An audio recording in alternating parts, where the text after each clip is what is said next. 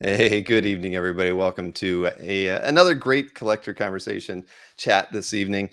For those of you who were curious about last night's show, I can tell you that Anthony did win the match by a mere $200. So I know that a lot of people were curious what happened there, and yeah, it didn't matter how many alternative sales Mike was able to, kind of wrangle in there at the last few minutes. It didn't work out for him. So we'll talk more about that on Thursday. But for inquiring minds, I've answered that question for you.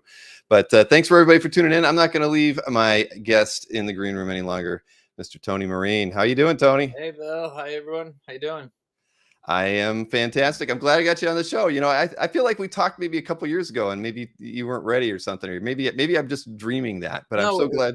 it was just a couple of months ago. Was it Yeah, okay? yeah. All right. My schedule's a mess lately. I'm in the middle of a Oh, move, and I'm still recovering from how's all Florida? that. How's life in Florida? It's not bad. I mean, the hurricane missed us. It wasn't anywhere near me, so Wait, what part are you in? we're in really like central, about an hour north of Orlando. Okay. So when it cut across and it was even south of Orlando, we got a lot of wind and hardly any rain at all. Right. So That's not bad. yeah, yeah, we're kind of in the middle of nowhere. Got 5 acres, and Yeah. Maureen wants to plant some trees and do a little bit of farming, I think. So Nice. we're gonna try that. All my right. da- my daughters are in school, and one's in Orlando at Full Sail, and the other one hopes to get into Ringling down in Sarasota. So it was kind of timely for us to finally get down here and Right. become part of the Florida scene here. And it's And, definitely better than shoveling snow. yeah, right. I left New York long 20 years ago, and I don't miss the snow ever. I don't blame you, man. I Yeah, didn't blame you. don't need it. So, well, I don't know if you've seen a lot of our interview shows before. We usually kind of start off with your origin story. Right. What got you interested in comics originally, and then how comics basically got you into original art, or maybe you'll be the first person that tells me that you got into original art before you got into comics, but No, that's no, probably not the case. not me. Well, when I was a kid, my uncle, uh, he worked. Now I might be misremembering this, but my uncle worked for Time Life in Manhattan, and they owned DC back then, and maybe they still do. I don't know, but he would bring home comics for me and my cousin to read, and it was almost all DC. So the earliest stuff like this is like late '70s. So a lot of like late '70s DC. Uh, and my recollection is not a lot of it was really good. It wasn't the best, but I just love the art. Like certain artists I gravitated towards, and you know, the covers were always good. At least even if the interiors weren't as good, but like Ross Andrew and Rich Buckler, Garcia Lopez, Neil Adams did a lot of DC stuff covers back then. Hmm. Guys like that. So I really got into the art, side of it, and I read them just because it was fun to read, and most of the stories weren't that great until and that was like late '70s, and then like around mid '80s. But you had all the DC comics that you wanted to read, right? Well, I had a lot. I had all this. I had like Superman family and Batman family and Batman and some Wonder Woman. Teen Titans was a great. That was a great book. Justice League with Perez doing Justice League. I mean, it was really good. That stuff was great. The artwork. Um, so yeah, mostly DC. Hmm. But I wasn't like collecting. I wasn't really following stories or reading multiple. I just whatever came my way, I would read it. And then in the '80s, like the early '80s, maybe '80, I want to say '82 or '83, maybe I started buying my own books and really reading and following. And I love John Byrne. Once I found John Byrne, I was like, well, this is the guy. Hmm. So I was obsessed. But I was picking up everything, Frank Miller, and I mean the '80s was such a great time in comics. So I was reading a lot of stuff. I mean, Watchmen, Dark Knight came out, that just blew my mind. And so I've been reading ever since, pretty steadily all these years. It's harder and harder to find stuff though now. You had a good start, though. I mean, you've been collecting for a while. I have to address a comment. Okay. Dan Tris Tansenti. Oh, I can't. Tancredi? Yeah. Yeah, I saw a V for Vendetta page in the thumbnail, and I'm intrigued. Right, when I had to make the graphic, I didn't have your picks yet, so I kinda looked in your CAF Gallery, and I thought, "What artwork would I wanna pick her?" Because I knew I could have picked a John Byrne piece, and that would have been Well, very you stealth. happen to pick a piece that was in my wanted gallery, so I actually don't own that Oh my piece. gosh, I picked it out of a wanted gallery. Man, now that's bad. Yeah, So I said, well, I was looking for an interesting page, so at but least I did it's find. good advertising though. That is Right. wanted. If That's right. anybody out We there have some. has We're going to be talking about something today too. That's a wanted piece of yours. So yeah, I think more that's wanted. yeah. I think that's pretty Yeah. cool. Yeah, busted says I McDonald. had a V page years ago. I sold it. I'd like to get it back, but yeah, I'd like to get one, another one. Actually, I should say I wish you interviewed me like about a year and a half ago because I sold off like 90% of my collection. Well, I Uh, heard that. I was a little yeah, surprised. I bought a house last year, and Yeah. all that art went to the house. So I have really, we're not going to be looking at any art tonight, probably. No, you kept a few things. I kept things. I gave up a lot of stuff, a lot of great stuff. So, but I kept some good stuff too. Well, yeah. Well, I understand the pain. We've talked Yeah, about that with when I built that golf course. I just had to sell right. pretty much everything, or Yeah, everything that was of any value, and yeah. But regret it to this day. when you did that, you could kind of rebuild a collection back You then. could. Today, can you? No, you can't. I don't know what.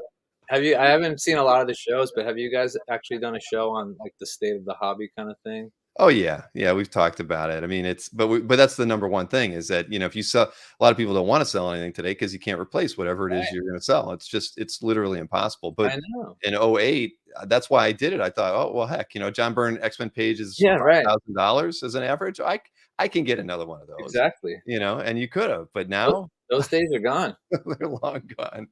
It's No, I crazy. know. Has anybody come up with a theory of like what exactly is going on? Like it's just super rich guys all of a sudden just collecting? No, I think it's well, I mean, you have more buyers in the market. You've got Right. more people with sure, those of us with expendable income. I mean, if you didn't need to buy a house, you'd still have it all, and it would probably feel pretty good, right? I mean, today, Yeah. I mean, I I don't, have it, but I couldn't be buying I couldn't be buying like I used to buy. right, I mean, right.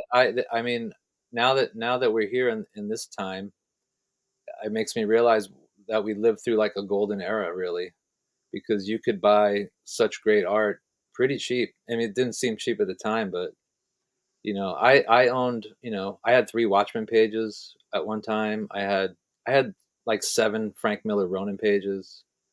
I had what else? I mean, just you could just get so much stuff. I had a V page. I had 3 Miller Mazzucchelli Born Again pages, like at one time. You could just like scoop this stuff up. Right. Now it's like, good luck getting one of those things.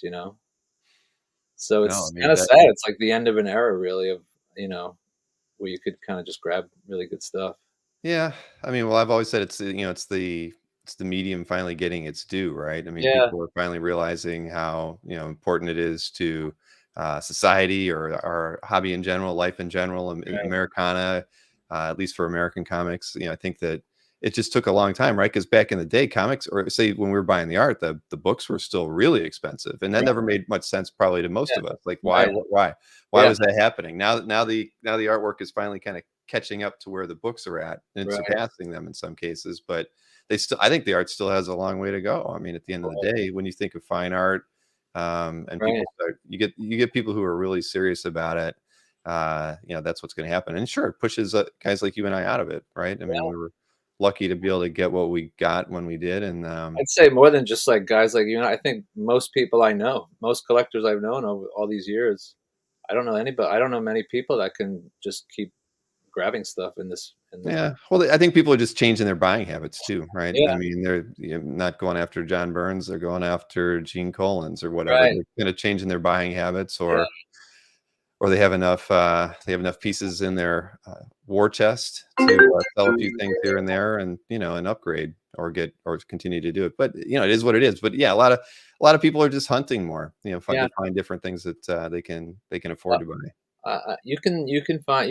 There's always been great, reasonably priced stuff that you can buy, um, and there still is. And I like strip art, and you can still strip art's getting more expensive too, but you could still get relatively cheap strip art. So there's stuff to buy. Just Oh the yeah. you're not going to get the blue chip, Dark Knight pages anymore for No. $10,000. No, not at all. And it's like everybody, if you bought something for a certain price, you're going to want to make sure that the next one that comes up on, on the market goes for that same price. So Right. that further drives the market up just in and of itself. Because you pay 5,000 for a page and you feel another piece that's comparable comes up, you don't want it to sell for 4 because that's going to look poorly on your piece. So, and some people will intentionally try to buy it for 5 if they can get it. And if they don't, it's now raised the market. So, I mean, that kind of stuff, I think, definitely plays a part in, the economy of our hobby, Yeah. and it in part has driven things up. But like Dave Kopecky said, and I don't necessarily think it's a lot of like high end investors outside of the hobby, but it's funny, when I'm on lots of news sites anymore, people talk about putting their investments in fine art or collectibles versus in the stock market. It's Yeah. becoming a more safer bet for the return on investment. So I do think that there are people that do that, but I think collectors are doing it too. They, if you were to look at it and say, would I rather put $10,000 in my 401k this year, or buy $10,000 worth of Right. good comic art? Right. I bet you're gonna, that $10,000 worth of comic art is probably going to be $14,000 a year and a half, 2 years from now. Right. But earning 5%, on your 401k, if you're lucky, isn't going to amount to anywhere near that. So, yeah, I think there are people who are, not afraid of the risk of getting into the hobby at some of the high price Yeah. points, and then using that as as a way to invest in their own way. Well, I think Dave Kopecky's right. I think you're seeing investors, and to me the proof is that you're seeing things, you're seeing stuff sell where people have no idea what it's worth, and then you're seeing these crazy price, like you're seeing stuff that's 5 times what it should be, and that's like a red flag. It's just showing you there's guys out there just. I think what they're doing is they're just bidding and thinking, well, the other bidder knows what he's doing, so I'll just keep bidding till I win. And you get two guys who do that, and then suddenly that's my theory. Because if you know the market on some of this stuff, I'm seeing stuff that's you know way over what it should be, and it's just random. It'll be like a random piece here and there.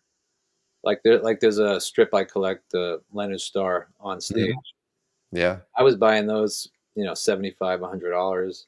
Then they kind of creeped up to like, a really good one maybe is 500 the most, and a couple just sold for like 3 or 4 thousand, and that just makes no sense. If you know anything about that market, you're not going to pay 3 or 4 thousand for one of those. It just doesn't make sense. So I mean, that's I mean, I don't know what's going on, but that's my assumption. I have no idea.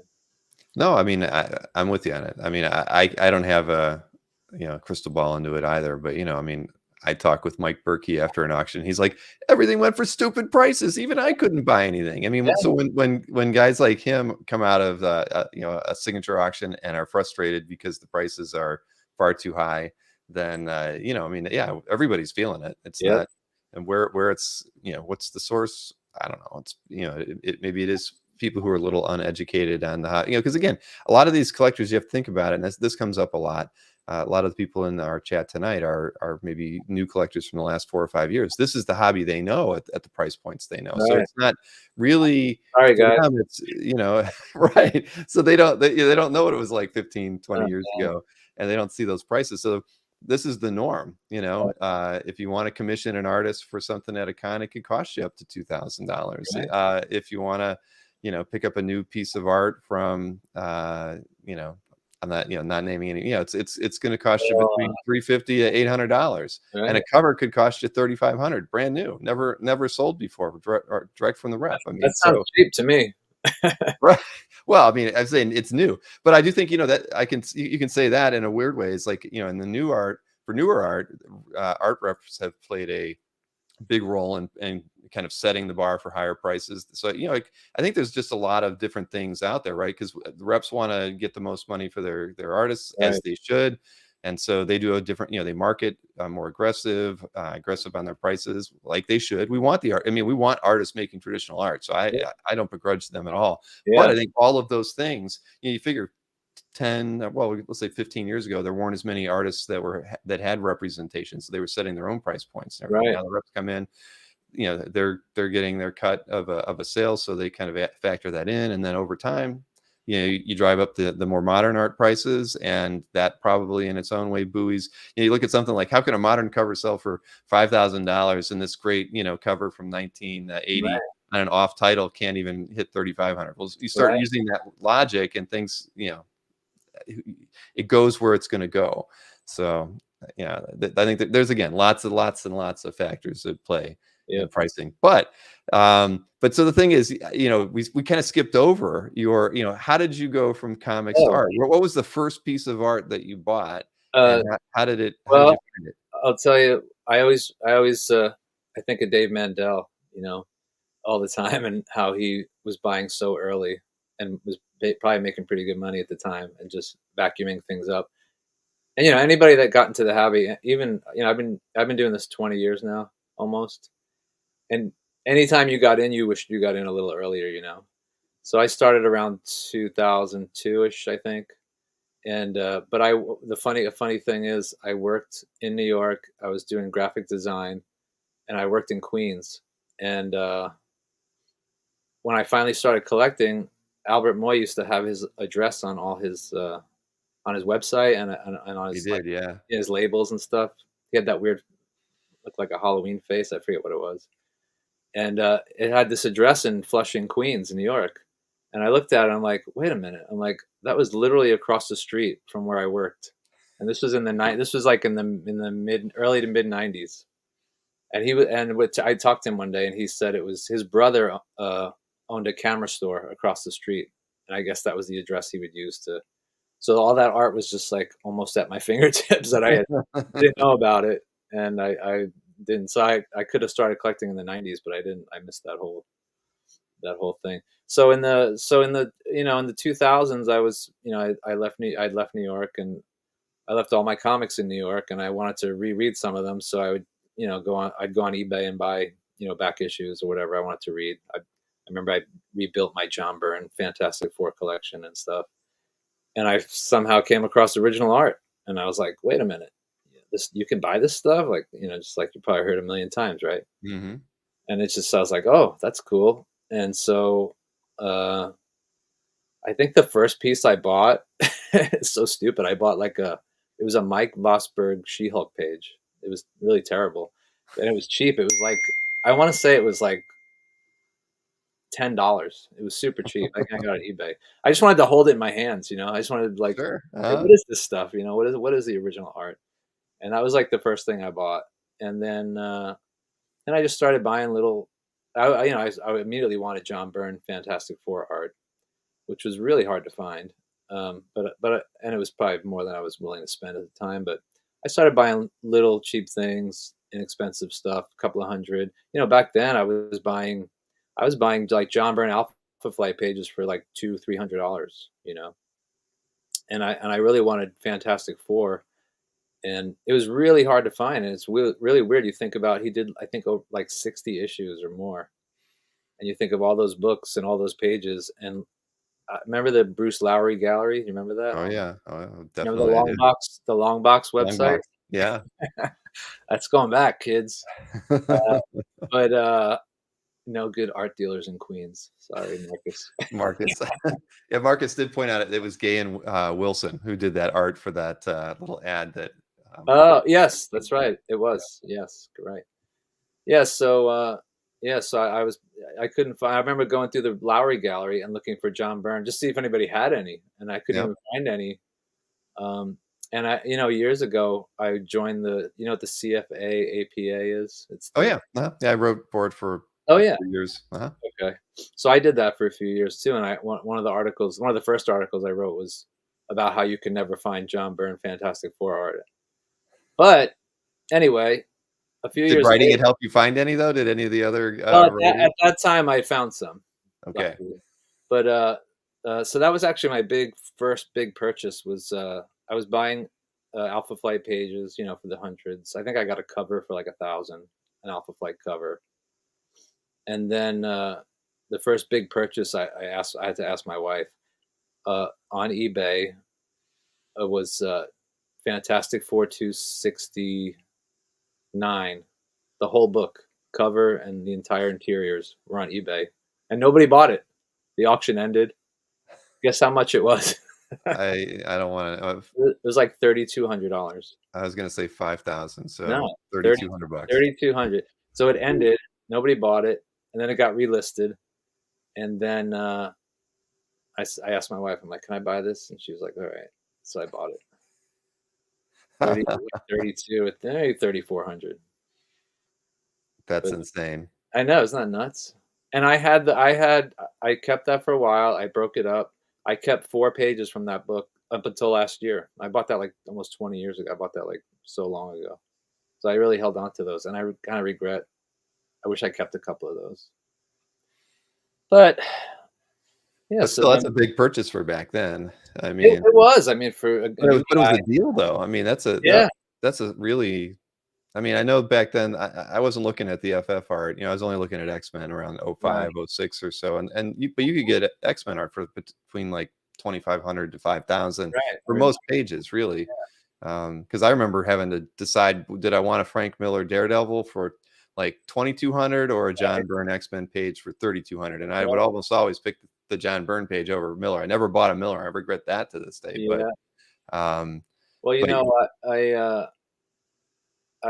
you try to decide what to buy, and back then I was just kinda grabbing anything. I was just I had I was just anything I liked, I would just buy it, you know? were you going to shows too, or were you just doing everything Yeah, a local? little yeah, eventually I lived in San Diego for so long. I just moved up to San Francisco, but I was living in San Diego, so I did start going to the cons, and I don't I didn't really buy at the show. I don't I went to the show for a lot of years because I was living right there, and I almost never bought anything at the show. I don't know why, but I was just buying from people or dealers and eBay, but, I was kinda scatterbrained. I was just grabbing anything, so I started buying strip art. I had, like, EC art. I had, just weird stuff that I liked.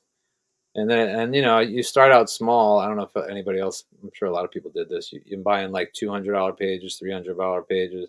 Then you start buying $1,000 pages, and then you start buying $3,000 pages. It just starts creeping up. Mhm. Oh, yeah. So, so I had a bunch of stuff, and I I said to myself, you know what? I can't just keep sinking money into this hobby. Like I just can't keep spending. So I forced myself. I said, if I'm gonna buy anything new, I'm gonna sell something. I think I had like 80 pieces at the time. So I really disciplined myself, and I said, if I'm gonna buy something, I'm gonna have to sell some stuff to pay for it. And that was a really good move because it really helped me like hone in on what I liked. Because I knew if I was buying something and I was going to give up 3 pieces, it had to be something really. And that's where I really started focusing on like Dark Knight, Watchmen, Mhm. Vendetta, all the John Byrne stuff, like stuff I really loved. So it really helped me focus my collection, and luckily grab stuff back then when it was reasonably priced. Were you able to stick to that rule where you always sold something to, Yes, offset it? actually, yes. I have never. I just snowballed my whole collection. I've never. You'd be amazed the stuff. I had some amazing art over the years, and it was all just from kind of recycling. I Mhm. really never put in. I mean, last year actually, after I bought the house, I came into some Bitcoin money accidentally. I got to tell you the story. I, Yeah, I would do. just buy and sell Bitcoin, and I got scammed, and I got so mad, and I got scammed. Uh, it wasn't my fault. It was the banks. The banks like took my money. Somebody bought Bitcoin for me, and they said, "Oh, I didn't. That wasn't me. That wasn't me. It was a scam. It was a scammer or whatever." And the bank just gave them back their money without even. They didn't even call me. They were just like, "Here's your money back." And I'm like, "Wait a minute. Like, no, I have a receipt for the sale." And so I got so frustrated, I quit selling. Right. And that was like 7 year, 8 years or whatever. And then one day I get an email from the last year from Bitcoin, one of the websites, and they're like, "Hey, you have some Bitcoin left in your account." And I figured out I had left like $400 worth of Bitcoin in this account. So I log in to check. It was $25,000 because Bitcoin had shot up, so high. Right.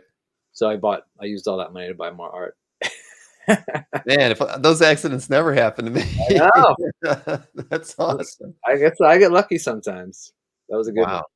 So yeah, so I literally put, I think, every penny back into it. I bought a bunch of art. Well, good for you. I mean, I think that's probably well, again, just like we were talking about earlier, it's like, would you rather Right, put in your 401k, or would you rather buy some artwork? I mean, right. the artwork gives you a lot more pleasure and probably will, return the money that you put into it two, three, fourfold if you keep it long enough. I don't know. My whole philosophy this whole time I've been collecting has been, I used to say to myself, well, I probably won't lose money. That was my like safety net. Like I'll buy this, and worst case scenario, I can get my money back. And that was always like my, and eventually you start to realize it's a good investment, but my faith isn't so high right now. This is the first time in 20 years I'm seeing the market is really doing something that it's never done before. It's always been like a steady growth thing. And now you're seeing all these prices shoot up, and I think you're seeing investors come in. So I'm not confident what the future is going to be for this hobby, like price wise. I mean, I assume it's going to be okay, but I don't know. Is it really going to keep going Well, like this? I still think, if you look at it, it It's like really it's is kind like of like the it's kind of like Bitcoin right now. Like Bitcoin got hot and people uh threw money into it, and then they got out. And I don't know if that's going to happen in this hobby, but right. Well, but I still think it comes back to, where are we seeing the money spent that we would consider, that we can't rationalize, right? It's on the blue chip artwork that's going to auction houses. The average art, or whatever you want, because there's average John Byrne pages out there. They're not going for the ridiculous prices we're right. seeing. So I think that sure, some people who are spending that money in these public for auction houses or marketplaces are might have a harder time recouping that down the road a little bit, maybe. But at the How about same the time, if the guy blue chip that stuff keeps going like it is, then you never know. But how about the guy that got the first Spidey appearance? Is he ever going to make money on that? The first uh black no, costume? but he's probably pretty happy to have that art. But He better is be. he, is he gonna I don't know, probably not. It's gonna be Not for tough a to long turn a time. profit on that. Not in his lifetime. Yeah. Maybe not. Right. Well, but we've seen that before. Like you say, it always takes two people to, Right? push something up, and that we saw that there.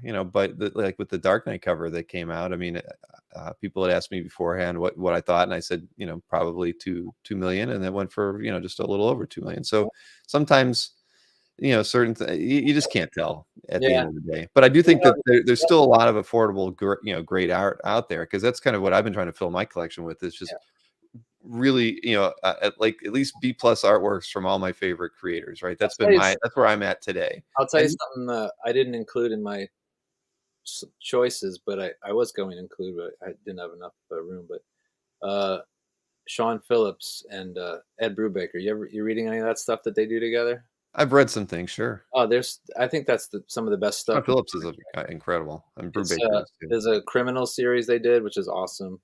And then now they're doing one called Reckless, which I Yep. just love. It's so great, and you can get that stuff. It's so cheap, like $200-300 a page. Yeah. No, Sean's work has always been It's beautiful. really affordable. I've And, never yeah, some artists are just like that, right? I mean, they're fantastic. They produce a lot of work, and they're at least for now. I mean, I remember buying the cover to Sleeper One, yeah, by Sean, painted, and I got it for $350. yeah, It was gorgeous. I mean, yep, it was such so I mean, I've always been impressed by his work. I mean, I know he doesn't paint quite like he did back in the early yeah. 2000s, but yeah, I've always loved his stuff. Just as an artist, he's Reckless. incredibly talented. And I Yeah. haven't read Reckless though. Pulp.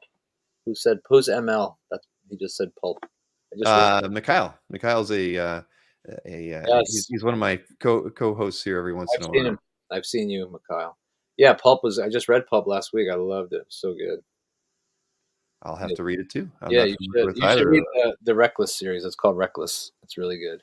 And George House says Incognito. Yep, I have read some of that. So, oh well, but yeah, he can do no wrong. I love all his stuff. Maybe Marvel Zombies I didn't like too much, but I I think actually like that. It you like sounds that. sounded I so just couldn't dumb. get I'm into like, it. this I is gonna be tried. terrible, but I liked it. I'm like, this is good. And it works.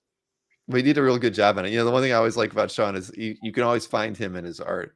He Yeah. always kind of Oh, he he's a character in puts his himself books in. one way or another, Yeah. and that always makes me smile. He was a zombie, He was a zombie, right? Yeah, of course he was a zombie. right? But no, he's cool. I got to meet him the first time I went to San Diego. at Mark Hayes' booth, they had a lot of the guys from that he repped from Europe came out. So Chris Weston was there, Duncan Fegredo, Sean was there. God, who else was there? I mean, I didn't know how good I had it, that first show, because I've never seen any of those guys again. Right. But it was a remarkable experience to be able to hang out with those guys, right as I was only like, collecting for maybe a couple of years at that point. So, Right. I look back on that and it's like, wow, that was a good time, and it'll never repeat itself. But Yeah. but so eBay though, that was do you do a lot of when you were doing a lot of the buying and selling, were you doing it with collectors a lot too, or was it still just strictly Yeah. on Well, market I bought yeah, I mean, it was everywhere. I mean, I used to go on, remember Comic Art L, the chat group? Yeah, it's still out there. Right. Are people still talking on there? Yeah, believe it or not, as often as they used to, Right. but they've got a Facebook group now, but there is still the mailing list that I used to go on there every day, and I used to, like, really try to stay on top of, you know, looking for art, basically, like, Mhm. somebody gonna post something, and I think I never bought anything. I spent so many hours waiting, looking, hoping someone's gonna post something good, and I don't think I ever bought anything, maybe 1 or 2 things. Actually, I could tell you a good story actually about that. Yeah, tell me, because I've never bought a piece of art when people have promoted it on Comic Art ever. I don't think, unless it was like a dealer saying I just released new artwork on my site, Right. and then they go over there. Every once in a while, you would get people would sell stuff on there. They would. Oh yeah, they still do. I mean, I think there was Yeah. a post that went out today about somebody selling something. But Well, so tell me your story. I mentioned I had about 7 Ronin pages once. Yeah, which is incredible. I'd Yeah, be happy just to have I one. don't think anybody's had as many as me. Uh, so, uh, so what happened, the way those came out was Spencer Beck was selling those for, I guess, and I don't think they were Frank's actually. I think he had given the first issue to somebody. Okay. And they Somebody just figured Mitch was probably the right guy to sell it since it's Miller's work, and he No, it probably had. wasn't Mitch, it was, Spencer Beck. Oh, it's Spencer Beck. I'm sorry. Oh shoot, Yeah. I'm sorry. I wasn't. This is a long time ago, so don't look for these deals today. But anyway, so this is so weird. He posts on Comic Art L, and he writes, "Hey, I'm selling Frank Miller Ronin pages," which I love Ronin. I'd never seen a page. No one had owned one at that point, and they hadn't been sold. I think Frank still has all the other books except for the first issue. Huh. So he says send me offers, like no prices. Because he didn't know how to price it. I That's guess he's why. like send me offers, and I didn't know what to do, and I was like, what did I do? I don't even think I made an offer, and I know a couple of guys got first dibs, like Dave Mandel got to cherry pick, and I know Scott Williams got to cherry pick a few pieces because they took the best stuff. But anyway, so a few pieces kind of started popping up on Comic Art Fans, and my friend Hari Naidu had a page, and so I email him one day and I say, "Hey, how much did you pay for that?" And I think he paid around 1,500. And I said, "How'd you figure out the price?" He said, "Oh, I said to Spencer, what's everyone else paying?" And he told me, and he's like, "Okay." It was like so. I'm like, "Oh, it's that easy? You could just do that." So by the time so then I didn't really, I think I'd missed the boat on that. So about almost a year went by, and I thought, I should grab a page, whatever I can get. So I email him and I say, what do you got left? And all the good pages were gone. And all the good pages are the pages with Ronin on them. Hmm. Because you remember the story. Oh yeah. It's the futuristic world, and then the samurai. Everybody wants the samurai pages. So I just grabbed whatever the nicest. It was a Billy page with the character Billy on it. So I put it in my gallery, and then not long after, somebody emails me, some guy from Europe. He's like, "Hey, do you want to sell that page? I'll give you $4,000 for it." Now I had paid $750 for it, and I said, "Do you want this page? Like, is there something about this page you want, or you just want a Ronin page?" And he's like, "Well, he tried to buy Hari's page. He's like, oh, I tried to buy that page, but he won't sell it, so I'm offering you." And I said, "Well, I said, I said, what about one of these?" And I send him the scans that Spencer had sent me. And he picks one. And I said, "Well, I could sell you that one for 4,000." And he says, sure. And so I literally bought like all the pages. I bought like four or five pages with his money, With his money, right? and I sent him his, and then I in turn sold those for like 4,000 each. And I even had a double page spread on. It was like one big board. Is that city scene? It's one of the. It's the one where it's like all the homeless people, and they're all Yeah. yeah.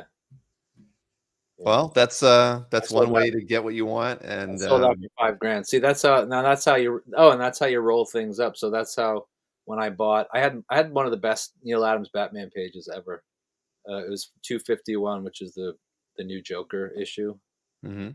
And it was a beautiful page with a big shot of Batman's face on it. A lot of people will probably remember it if I just describe it. It's a really cool page, and that's what I used that money to buy that. So, and I would sell stuff over the years. I didn't really sell anything. People would know what I would have. They'd find out I'd have certain things, and I'd eventually just start getting these offers. And at some point, I'm just like, well, I have to take that offer. People would just, and usually I had multiple. It would be multiple things. Like I had those Miller Mazzucchelli Born Again pages. I had 3 of those. Yeah, So those somebody, have sold for quite a lot of money in the last couple of years. one of them was mine. I had 3. Somebody bought one from me years ago for a record price back then. It wouldn't be a record today, but it was back then. And then I kept 2, and then I gave one up for the house last year, and luckily I kept one. So yeah, I would sell stuff from time to time and just roll it back into the collection. But how many other times did a deal like that happen with the Miller? Not Uh, too often. Those kind of opportunities are few and far between. I did. I think I had another one like that. What was? Yeah. Yeah, what was it? I can't remember. I mean, it'll come to me. I bet throughout the Okay. conversations. I had a couple of deals like that where I really scored big. I think my one of my Watchmen pages, it wasn't that great of a deal, but it popped up on this website in Europe. It was like 2,600, and I was all over this page so fast. Actually, I had 3 of them. I sold 2. I still have that one. The one I have left I thought it was such a great page. I'm like, I was praying that nobody else would buy it. What's up, Tony boy? What's up? I sold him some art. Oh yeah. I Okay. did. When you were doing the house purchase, or No, just in the last year, he got a nice Adam Hughes cover from me. oh wow. Yeah, Well, I'm sure you bought something nice to replace it. I did buy some Adam Hughes. Yeah, Yeah. I have to sell it. I had a Wonder Woman cover that I really loved. I had to sell, unfortunately. Well, that's too bad. I mean, Adam's not he's off the market right I now. know. So his stuff's going to be hard to find now. Does Tony regret passing on any big pieces? Of course. I I'll tell you a couple I remember. Well, one a really really great Dark Knight page, years and years ago. Ken Danker had it. Remember Ken Danker? Oh yeah, yeah. Anybody remember Ken Danker? Ken, are you watching? Are you out there? I haven't seen Ken in Me I neither. think like 14 years probably. It's I been used a to hang out with long him at time. Comic Con. I haven't seen or heard from him, Right. but he had a really nice Dark Knight page. It was the one. It was right after he had fought. He got his ass kicked the first time, and Carrie's helping him get into the Batmobile, and he's like out lying on a stretcher or whatever. And he had that, but it was like $5,000, and at the time, I was buying stuff in the hundreds. I was buying 300, 400, $500 pages. So if something in 5,000, it was just like unthinkable. It was like no way. I wasn't even considering it. And then I remember one year also, Albert. This is funny. Albert had a Killing Joke page at Comic Con one year. It was $10,000, and it sat there, sat there. Nobody bought it. The whole show came and went, and then actually Hari Naidu nabbed it a few months later. I think he still has it. It's a nice page. Well, that's good. Yeah. Yeah, I regret. You know what? I always have a motto. Do I regret? My motto is always: you only regret the stuff you don't buy. Because you could buy something and you not like it, or you spend too much money, you'll get your money back, and you can always sell it. It's the stuff that you don't buy, and you like, oh, why didn't I buy that? I should have grabbed that. It was a Watchman True. page I could have bought This guy was trying to sell me a Watchman page, and he was like, I'll sell it to you. He's like, but you have to agree if you ever sell it, you have to offer it back to me. And I was like, what? And I didn't want to deal with it. I was like, Never mind." So Well, that's still, well, I can't say it's still common today, but it was pretty common back in the day. I broke that rule once, and I lived to regret it. But they didn't tell me I had to sell it back to them, but they sold it to me at a good price. right. And when I needed to make some money, I didn't offer it back to them, Uh, which I should have done. well, Adam Hughes piece too, ironically. well, I didn't understand when I was getting this in this conversation. I'm like, am I supposed to offer it back to you like the price I paid, or what? How is this supposed to work? Like, I didn't really follow it. I just was like, whatever, dude. You just walked away. That Yeah, was probably for the best. and the Donnellys ended up with it actually, so As I should have bought it. Yeah, they got a lot of my art one way or another back when I was selling it for the golf course too. Yeah, they suck up stuff. They vacuum. Yeah, but I've gotten good deals off of Spencer just because half the time, he doesn't really, I don't know, he doesn't, I don't know. I don't know what I don't know what his excuse is, but even when he was selling a lot of the Prez stuff, I mean, you could usually find stuff there. I mean, Yeah. I got Oh, a free. Hmm? actually, that's a great deal I got back in. The for people that don't know, this is a little interesting history. Uh, the Born Again, the Miller Mazzucchelli stuff. Uh, that that was never out. Nobody owned a page, and the very first stuff to sell was through Spencer, and he sold it on eBay. And he put, I don't know why he did this. He put in the very first auction, I think there were 5 pages, all in one auction. Yeah, it was weird, and they'd never been sold before. And uh, I remember I know who bought them, and I know how much I remember how much they averaged out to be like $800 a page. And uh, Wow. I know who bought them all, and I'm not going to say, but I think he still has one. Anyway, so then he sold the 5. Then he sold a few individual, and I won one of those, and I paid like 1,000, a little over 1,000 for it, and I actually still have that page. But Was then it through eBay or through Spencer it Direct? was through eBay. It was through eBay. Yeah, I could see Then you do that a lot. then he had some on his website. And he had some Miller Mazzucchelli Born Again pages sitting on his website that you could buy, and they kind of sat there for a while. And every once in a while, one would disappear, and I used to look at them all the time and think I should probably grab another one. And then finally, I I bit the bullet and I bought another one for $900, which was like nothing. I don't know why I didn't buy it. I didn't want to buy it. Jay Wow. Murray says, Tony, any Burn Superman yet? Yes. Stay tuned. We're gonna look at some tonight. We are We going should probably start looking at some art. We got a lot of art to look at. Let's go. And well, yeah, let's do that because there's good stuff here, and I like the order that you put everything Oh, in for good. me.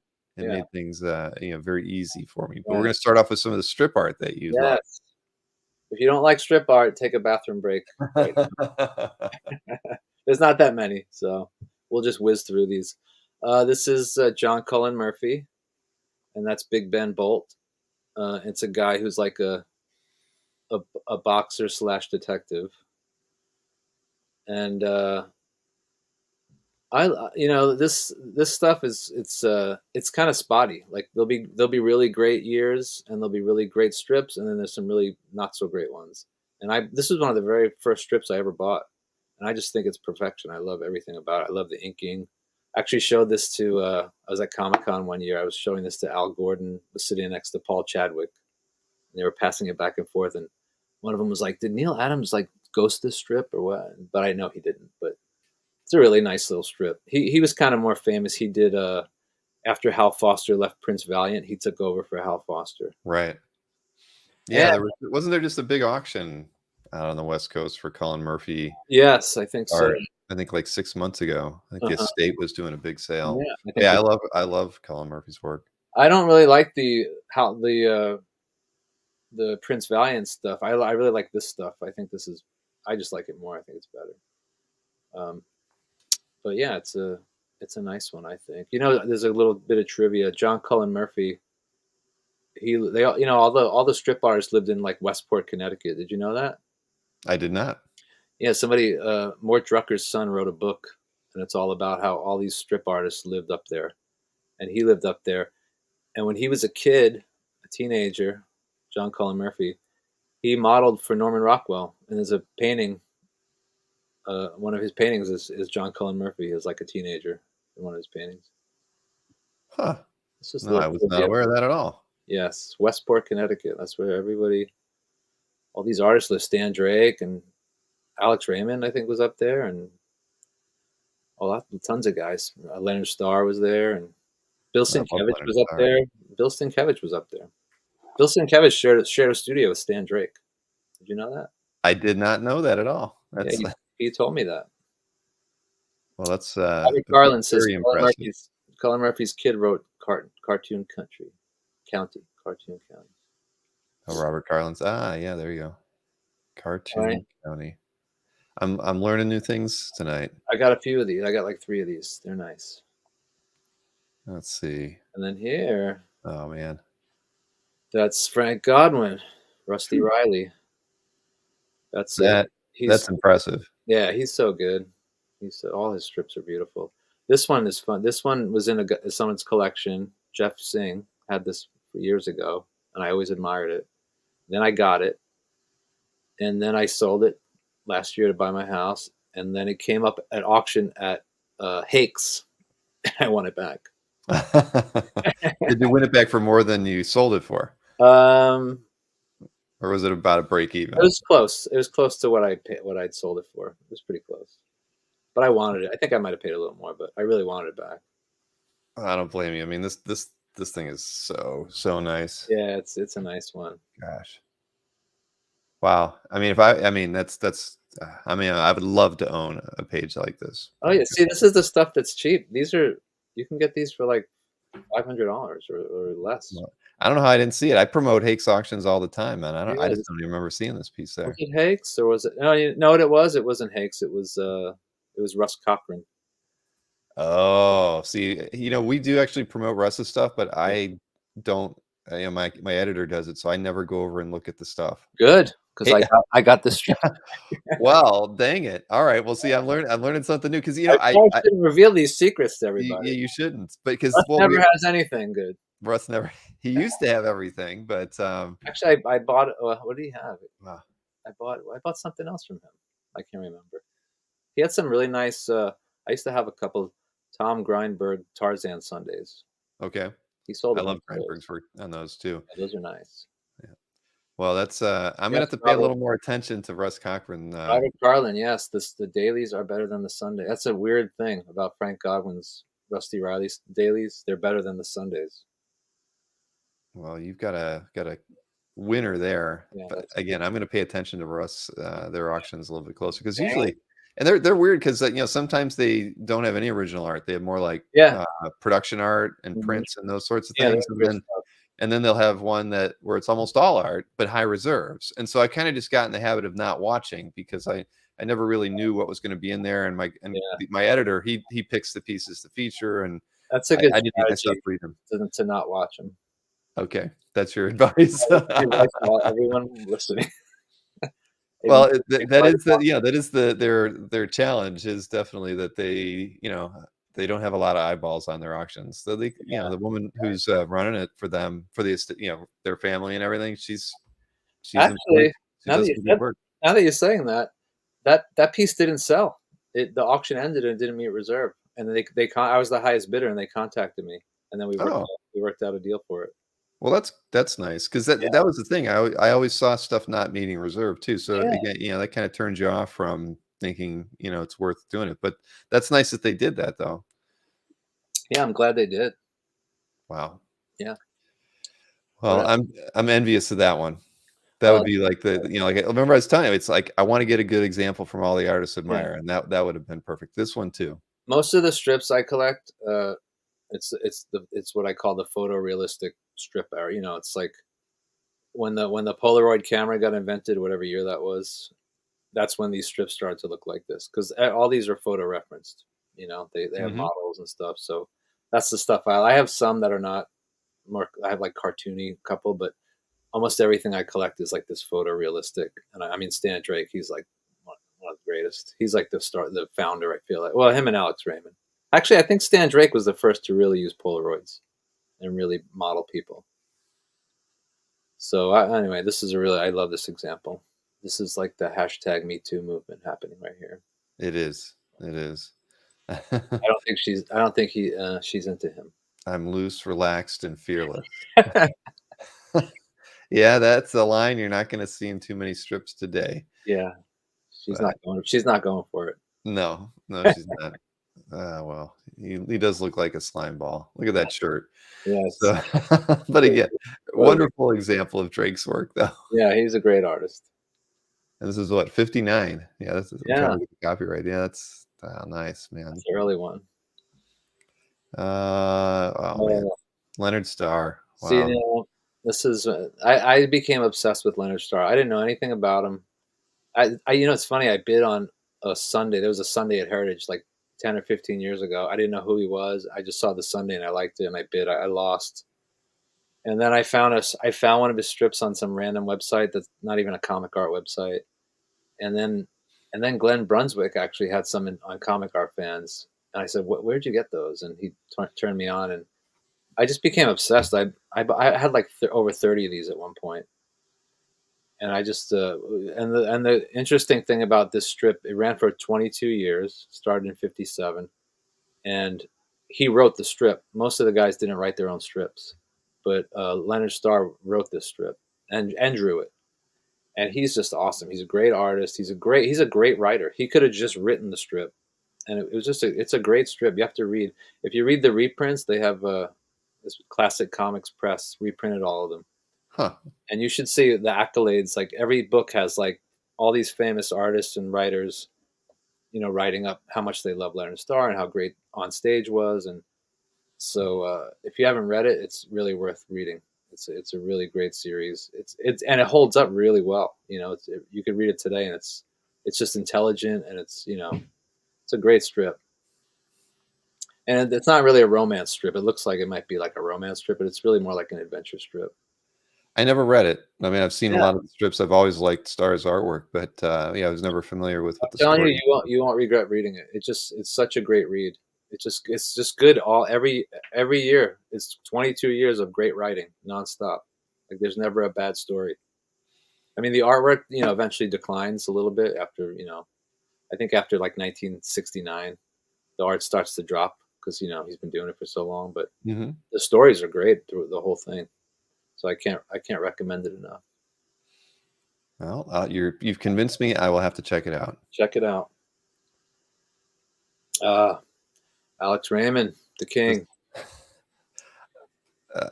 yeah, this one almost brings me to tears when I saw this one. Yeah. It is so gorgeous. I Oh, mean, the amount of ink on this thing, and man.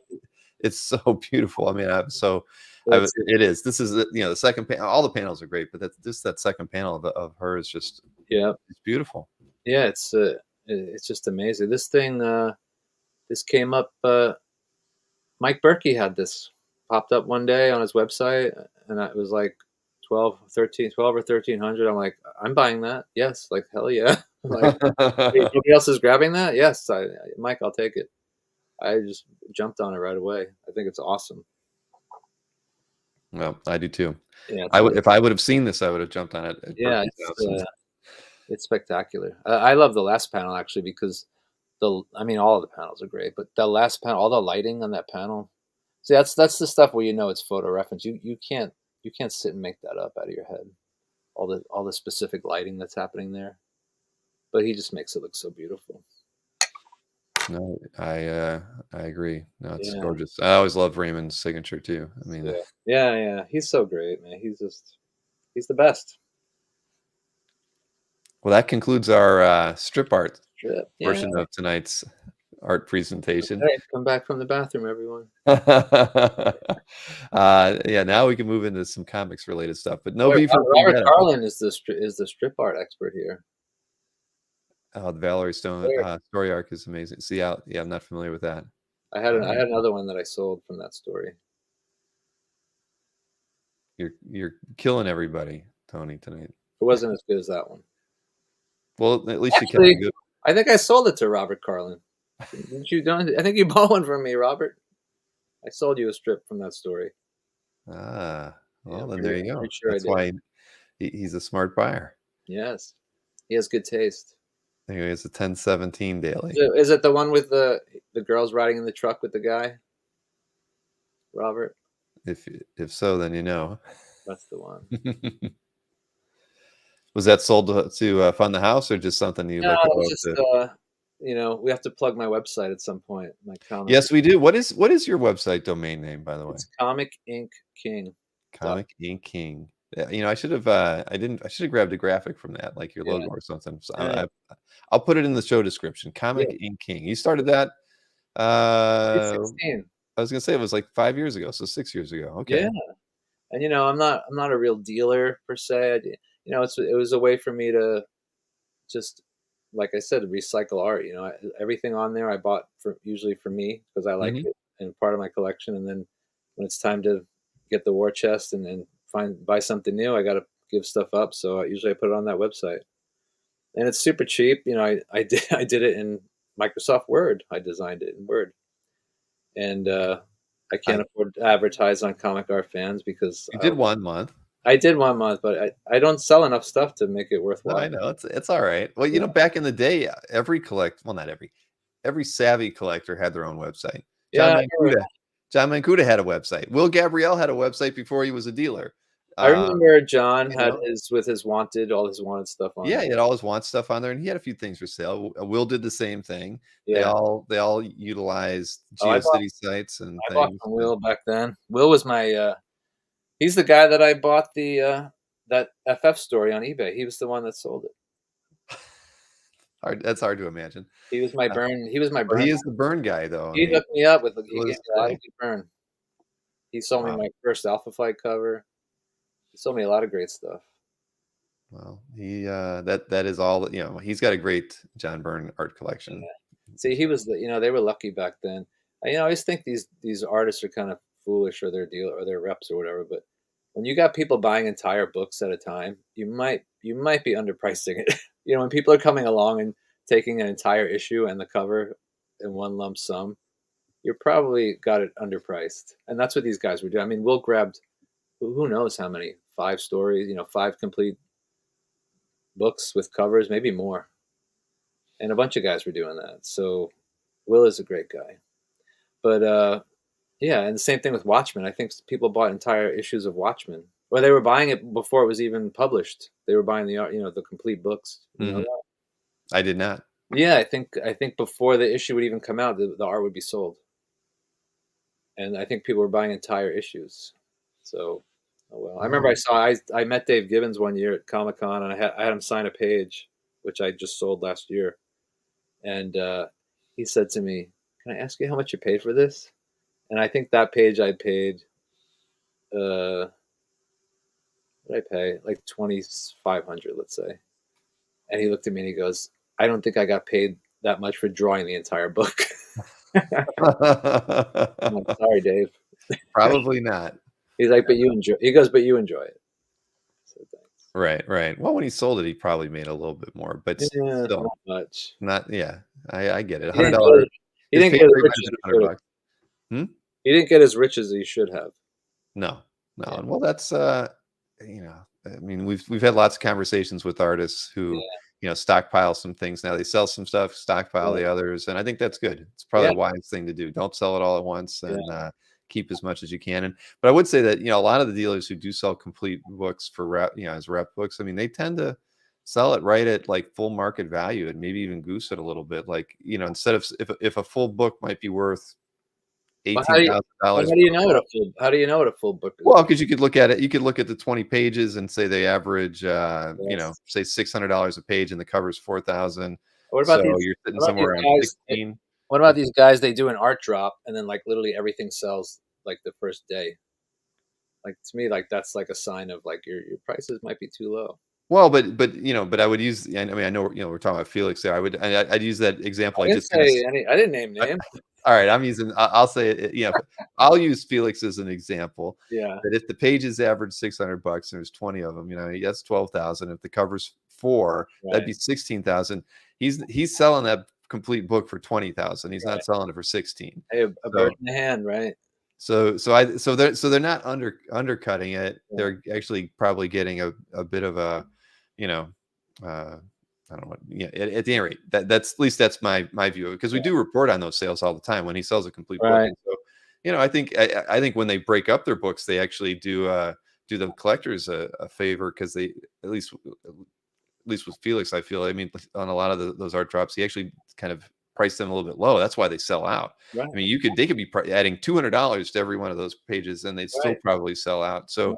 it's again, it's just the nature of the market today, really, Hmm. and the marketing around new art, you Right. know. And again, you get that kind of fervor in new art. I mean, that's so it's funny not seeing that same Well, excitement some of on that older. fervor might be because the prices are so good. You know? That's true too, but at the end of the day, like you said, the artists are getting a 125 Right. $150 page rate. I mean, they got to make a living somehow. So Yeah. if they're able to turn them into another $600 per Right. page on average afterwards, for people who are fortunate enough to do that, Yeah. now they're providing for their family. They're not Right. providing for their family on a Yeah. standard page rate, Well, I, kind of deal with. what about these guys that are just all digital now? I feel sorry for them. They make it up in volume. Yeah. They could do 2 books in a month. So instead of getting, the 125, 150, they're making two You know, I fifty, 300, or whatever, uh, because Yannick Paquette does that now. He's digital, and uh, they have a whole system. I don't know if you've seen it, where they they print the page with a foil or something to make it unique. You know, His- doing yeah, I always forget what those. I'm not yeah, into it, but yeah. But they're one offs. You can't buy they're them. one-offs. Yeah, I'd be more interested if they were like remarking them or something, like a first yeah. out of print. But if Well, I mean, he's selling them, and I met a guy oh, on I don't. on Instagram, an artist who I was work I really liked, and I messaged him. I said, "Hey, you selling any stuff?" And he's like, "Well, I'm all digital." So actually sent him a link to the guy who's representing Yannick Paquette, whoever that is. Monoprints. Thank you, Dave. Yeah, Marcus Monoprints. So Yeah, I yeah. don't even think about it. So I don't. Anyway, I told the guy, I said, "Hey, look." He goes, "How do they do it?" I said, "Well, go here, take a look." And so hopefully maybe he'll be rep by that guy also. It's But funny. I bet you I bought one of the first. There was a guy who did a new X-Men cover, I think, or maybe it might have even been before new X-Men, when Morrison took over. But I had bought. It was a digital artist who told me it was all digital, and I bought whatever he had, and it was just a pencil rough. I think I still have it. I'm gonna have to dig around and look for that. mm, But I still want something traditional. To well, me, it's like print of the digital file just doesn't do it for yeah. me. Well, in my early days, when I really wanted that John Byrne Fantastic Four art that I could never find, and Uh-huh. I found Ilko. Remember, Ilko? Oh, of course. Yeah, he's still on. Yeah. Yeah, and I said to him, "I'll buy like photocopies of if you can make me photocopies of the art, I'll take it." And he wouldn't do it. He wouldn't do it. That's how desperate I was. I'm like, I just want to hold. I want to see this stuff up close. You know? Mhm. Yeah, Yeah, no, yeah, he's got an amazing John Byrne yeah. collection. He did. Always has, Yes, he always as has. long as I've known him. I mean, and I don't know him. I've never met him, never emailed with him, but You know, you know people by their CAF galleries, you know right? what's, I'll tell you a sad story. Regret not buying something. Someone asked earlier. I uh, One year I bought the near complete Fantastic Four 252 from Will. Will sold it to me. It was missing like 6 or 7 pages, I think. No cover, and it was a lot more expensive than 3,200 that I got the first time around. But I bought that, and then a few months later, Ilko messaged me, and he's like, "Hey, do you want to buy?" He had the complete 267 or 72, 71, one of those. It was the first Burn FF book I ever read. He had the whole thing, and he offered it to me, and I just bought this other one, and I couldn't buy it, and I really regret. I wish I could have grabbed that because that was my very first Burn I was FF. gonna say that would have been pretty meaningful if you could have Yeah, grabbed that. yeah, it was a good one. It was with the She-Hulk too, which I love having the She-Hulk in there. Wow. So, No, that's well, too bad. I know where Timing it is is. everything, right? I Yeah. know where it is. Yeah, but it's a little more expensive now Yeah, well, I than could. when It's you not passed for up sale. on it. Yeah, Well, here let's switch over to the comic stuff, because yeah, we've yeah. got a What do we fair got? amount of artwork. Surprise me. What I forget? Well, Oh, I'm going in order. This is the yeah, order yeah. you gave to me, I but don't know. I don't remember the order anymore. oh, good. Well, then Okay, it will be Frank a surprise. Cho. Frank Cho. Love Frank Cho. Love Frank Cho. Uh, love his women. I love. His I like. sense of humor. I like good girl art. I love Liberty Meadows, and but I love his comic work. Um, and I think I was rereading some of it, and I didn't love the last thing he did, which was what was it called? Uh, Skyborn. I didn't Oh love. yeah, that's like Fight Girls or something like No, that. no, no. That was the last thing was Fight Girl. I didn't like that either. But went back and reread his Shanna. Oh right, right, yeah. That's a really good series. It really even rereading it, it really holds up. It was really well done. But yeah, I mean, I love Liberty Meadows. I loved actually his Avengers run he did with Mm. who wrote that? I forget. Brian Michael Bendis, I think. The artwork was fantastic I in it. love that series. And anyway, so I love Frank Cho. I like boobies. I think if you average out what I paid per boob, I did pretty well on this piece. We got a few ladies there. Outrage. Outrage! How dare I? But no, this is awesome. And it's But I big. love Frank. Frank's It's fun. big. This is a. It's Where Monsters Dwell. It's a cover. He did 5 covers, and I'll tell you a funny thing. I looked at them, the 5 covers, and then I emailed Steve Morger, who emailed Frank. I said, "Do you have any of those covers?" And I'm like, "Well, that one's got to be gone. That was the best one." And he sends me the scans, and he had all of them. He had all 5 of them. So I grabbed 2 of them actually. So this was my favorite. Why stop at one? Yeah, well, it's gone now. So it's good to have a backup. Oh man, well that's awesome. And it always pays to ask, right? That's the thing. Yeah, I mean, I talk about that all the time. You sometimes you just never know what they're going to have, whether it's the artist or it's their rep. right, A lot of times the reps get the art in and they don't scan it for a month or more, or you never know, but they'll have it. right. So it definitely pays to Yeah, ask questions when you got one, because if you right, don't, somebody else might. right. Oh, here's more girly girl art. So of course, love Adam Hughes. I told you I had that Wonder Woman cover, Hmm. and then I had a really nice big Barda pin up.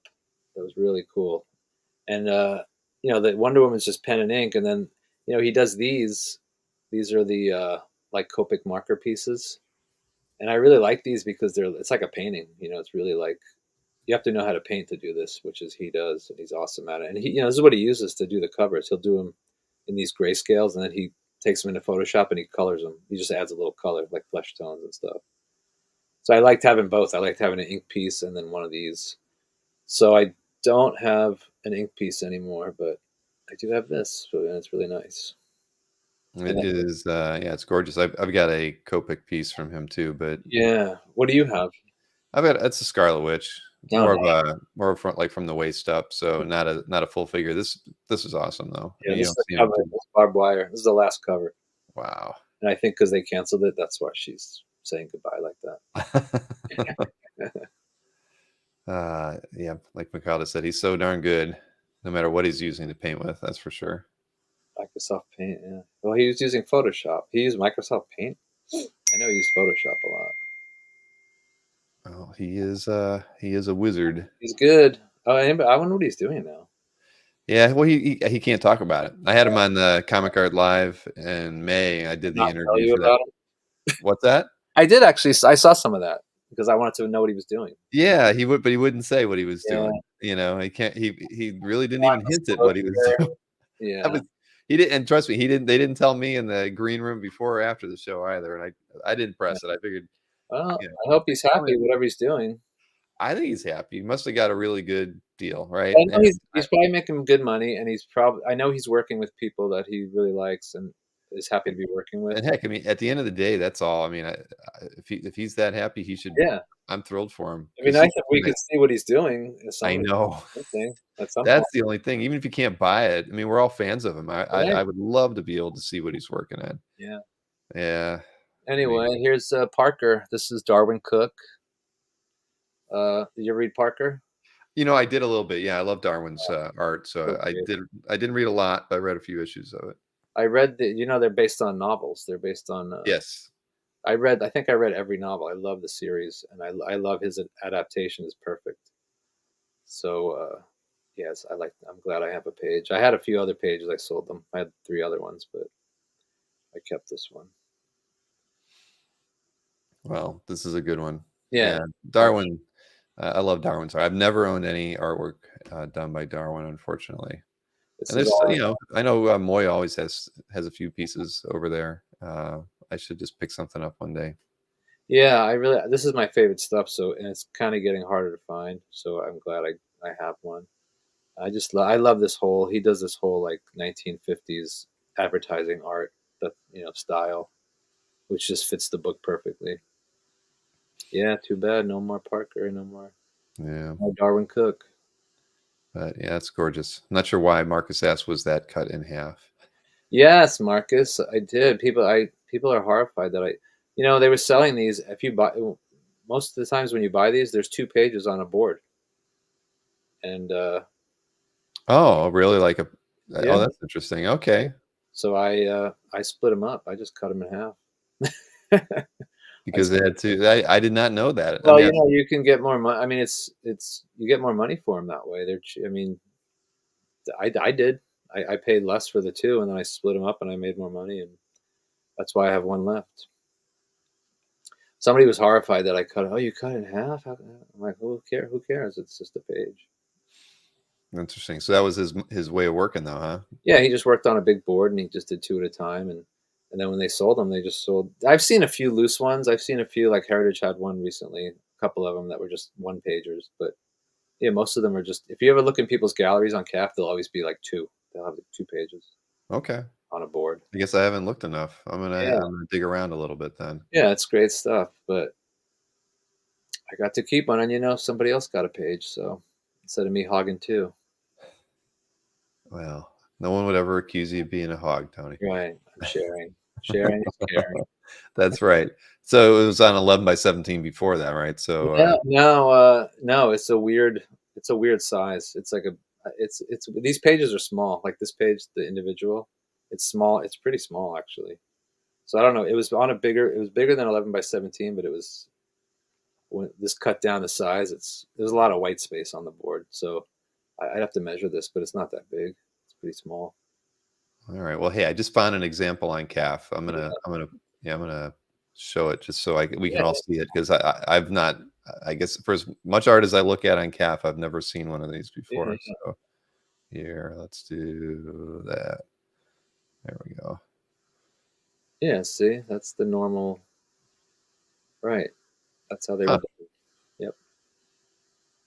But when I was going through, I saw the first four pieces I saw were single pages, so Oh, they were probably cut in half pages. one of them might have been mine, or one or two. Yeah, Well, I know Heritage sold a couple that were loose. Well, if you can go here, maybe you can go to comicandking.com also, and I could do anything.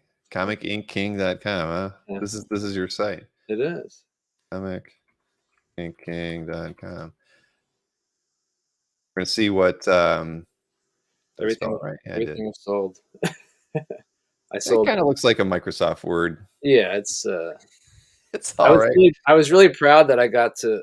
If you hover over those links at the top of there, There, I'll go back. yeah, if you hover on those, they actually work, which was kind of for me advanced skills. It wasn't just a table. I had to like code that little section. Yep, alt tags can be your friend. I mean, Yeah, that's yep. No, that's good. What yeah, kind of strip artists? You got all good stuff. yeah. But look how many are sold. Yeah, yeah. Oh, Well, this is the kind of stuff. This is what it looked like back in the 2000s, yeah, kids. This is how collectors had. But remember, guys, like you said, Mancuda had a want list site. yeah. Will had art for sale on his and a want list site. And guys were doing anything they could to get attention to I think my what site they looks want. better than Spencer Beck's, Oh my gosh, it does. and mine has pictures That's right. for people who like pictures. It's a real win. Hmm. Yeah, Yeah, no, that's yeah, I don't think his site's ever gonna change. no, It's he's wearing it as a badge of he's courage, too all busy. those sparkly backgrounds, it's the Yeah, there's a few, cosmos. there's a few out there that are still in the Netscape days. There are. Yeah, There are. I mean, I tried bringing everybody out of the Stone I'm not Age. going to name them because I want to keep them You secret. So wanna still be able to buy from yeah, them. they're out there. Yep. No, no, I know. You actually have to have the Netscape browser to view them. And an AOL connection. Yeah, and the dial-up. Oh man, those were the days. Yeah. Let's see here. Where were we? Oh, okay. We're gonna switch over to a DPS here. Ah, Alan Moore, Promethea. Yeah, that's awesome. This is Did you read great. did you read that? I did. Yeah. Yeah, no, I love the layout in this. I love any page that, defies the logic of a standard panel This page. page, I was gonna jokingly write the description on CAF, like, as I was like, I'm Alan Moore writing to, J.H. Williams, like, how to okay, they're on Mars, and there's, like, lava and volcanoes everywhere, and they're walking across a sword and an anvil, and, I mean, how do you draw this? Like, I don't know how he did it, but it's amazing. And I love Promethea. I love the whole ABC. Did you read all the ABC books when they came out? Well, I read a lot of them. I mean, it was Can you fun. believe that was I 20 like that years ago? he was experimenting with stuff, and it was like throwing back a throwback to just like comics from the 50s. Just Yeah, I really enjoyed that. I just picked up a couple of pages from Mike Oeming from Cave Carson. I love that kind of storytelling. right. It's Well, just fun. I just thought the whole ABC universe was awesome. Yep. Marcus, if you want to see Manara, you have to go to my website, and there's some on there, but I don't have any here. So you just Yeah, but he wants me to show it on camera so I can you can turn do that. shades of I'll find it. But this, I think Promethea. Honest, when I read it, I really thought like this is like Alan Moore's best work. Like it's not superhero-y really. I mean, I guess it is a little bit, but what he did in this series is just like mind blowing. How he wrote this series, like just like this drawing, how hard it is to imagine that somebody could draw this.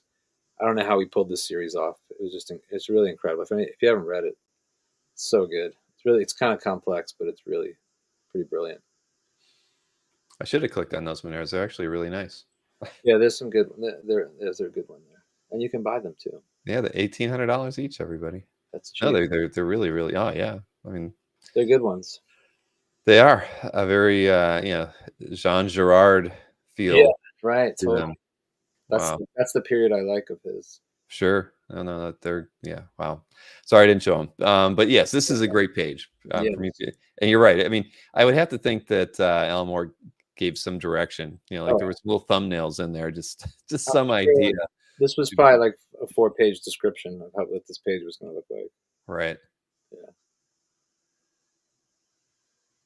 Oh, Um, this is like new art for you yeah. youngsters. Actually, this isn't even new anymore. I consider this new art, but like this is what 10 years ago now at least. Mhm. I love this story. This is the Court of Owls. Greg Capullo. What's his name? Snyder. Zack Snyder. Is that his name? John. What's his name? Snyder. Scott Snyder, the writer, Yes. and Greg Capullo. And when I read this series, I kind of had like flashbacks to The Dark Knight Returns. Like I really had the feeling of like an exciting Batman story. I was like, wow, this is like a really cool story that's really different, and I love the artwork. I just blew me away. So I really wanted a page. I thought this was such a cool series. And it's funny. Did you read this series at all? I read the first couple of issues. I probably should have gone all the way through it, I but would I say did. reread the first. It's a long. It goes on and on. There's a bunch of arcs, but the first Yeah. arc is this Court of Owls arc. I think is really great. And I've seen lots of people comment in different places where they feel like it's one of the best Batman stories ever. And I agree. I think it's really really strong. But in this issue, this is the first time for me as a reader. There's this whole sequence where you have to turn the book upside down to read it. It's issue 5, and Batman's sort of kind of losing his mind, and you have to turn the panels start to get turned, and you have to turn the book sideways, and you have to turn it upside down, and it kind of gives you this feeling of like how Batman's feeling, like claustrophobic and kind of losing his mind. And I'd never seen anybody do that in comics before, and I just thought it was such a cool little trick. And so when I went to buy a page, I heard that they told me they weren't selling issue 5, which is that issue, but this page kind of is sort of like it's doing what it still has that upside down stuff happening. So that's why I picked this page, because I kind of like that whole. But then I found out recently they are selling pages from issue 5, so you could get one actually now. But back then you couldn't. Right when it came out, they weren't Yeah, selling, and actually, this is and they weren't cheap back then either, as I recall. they're not cheap now, and they weren't They're not it cheap. wasn't cheap when I bought it either. This is really expensive, actually, I think. So, but they sold a bunch. They set the market, that's for Yeah, sure. they did, they did it. It worked. But this is actually on separate boards. This is pencils on one board, inks on another, which I don't like, but that's the way it comes if you have a choice. And then I actually added these word balloons myself, just so you could read it. Oh, I was gonna ask you if the yeah, the Well, they're just digital. I could, I didn't, put, I'll do an overlay maybe someday, but I just did it digitally. So when it's in CAF, people can actually read it. sure. Yeah, just for fun. Well, we all like word balloons, I those of know, us who remember them. I know. Those were the days. And Yeah, see, we were asking, you were somebody getting asked wanted. about Superman by Byrne. Yes, we got some. This is a great one. This is the first appearance of Silver Banshee, whatever issue that is. Five.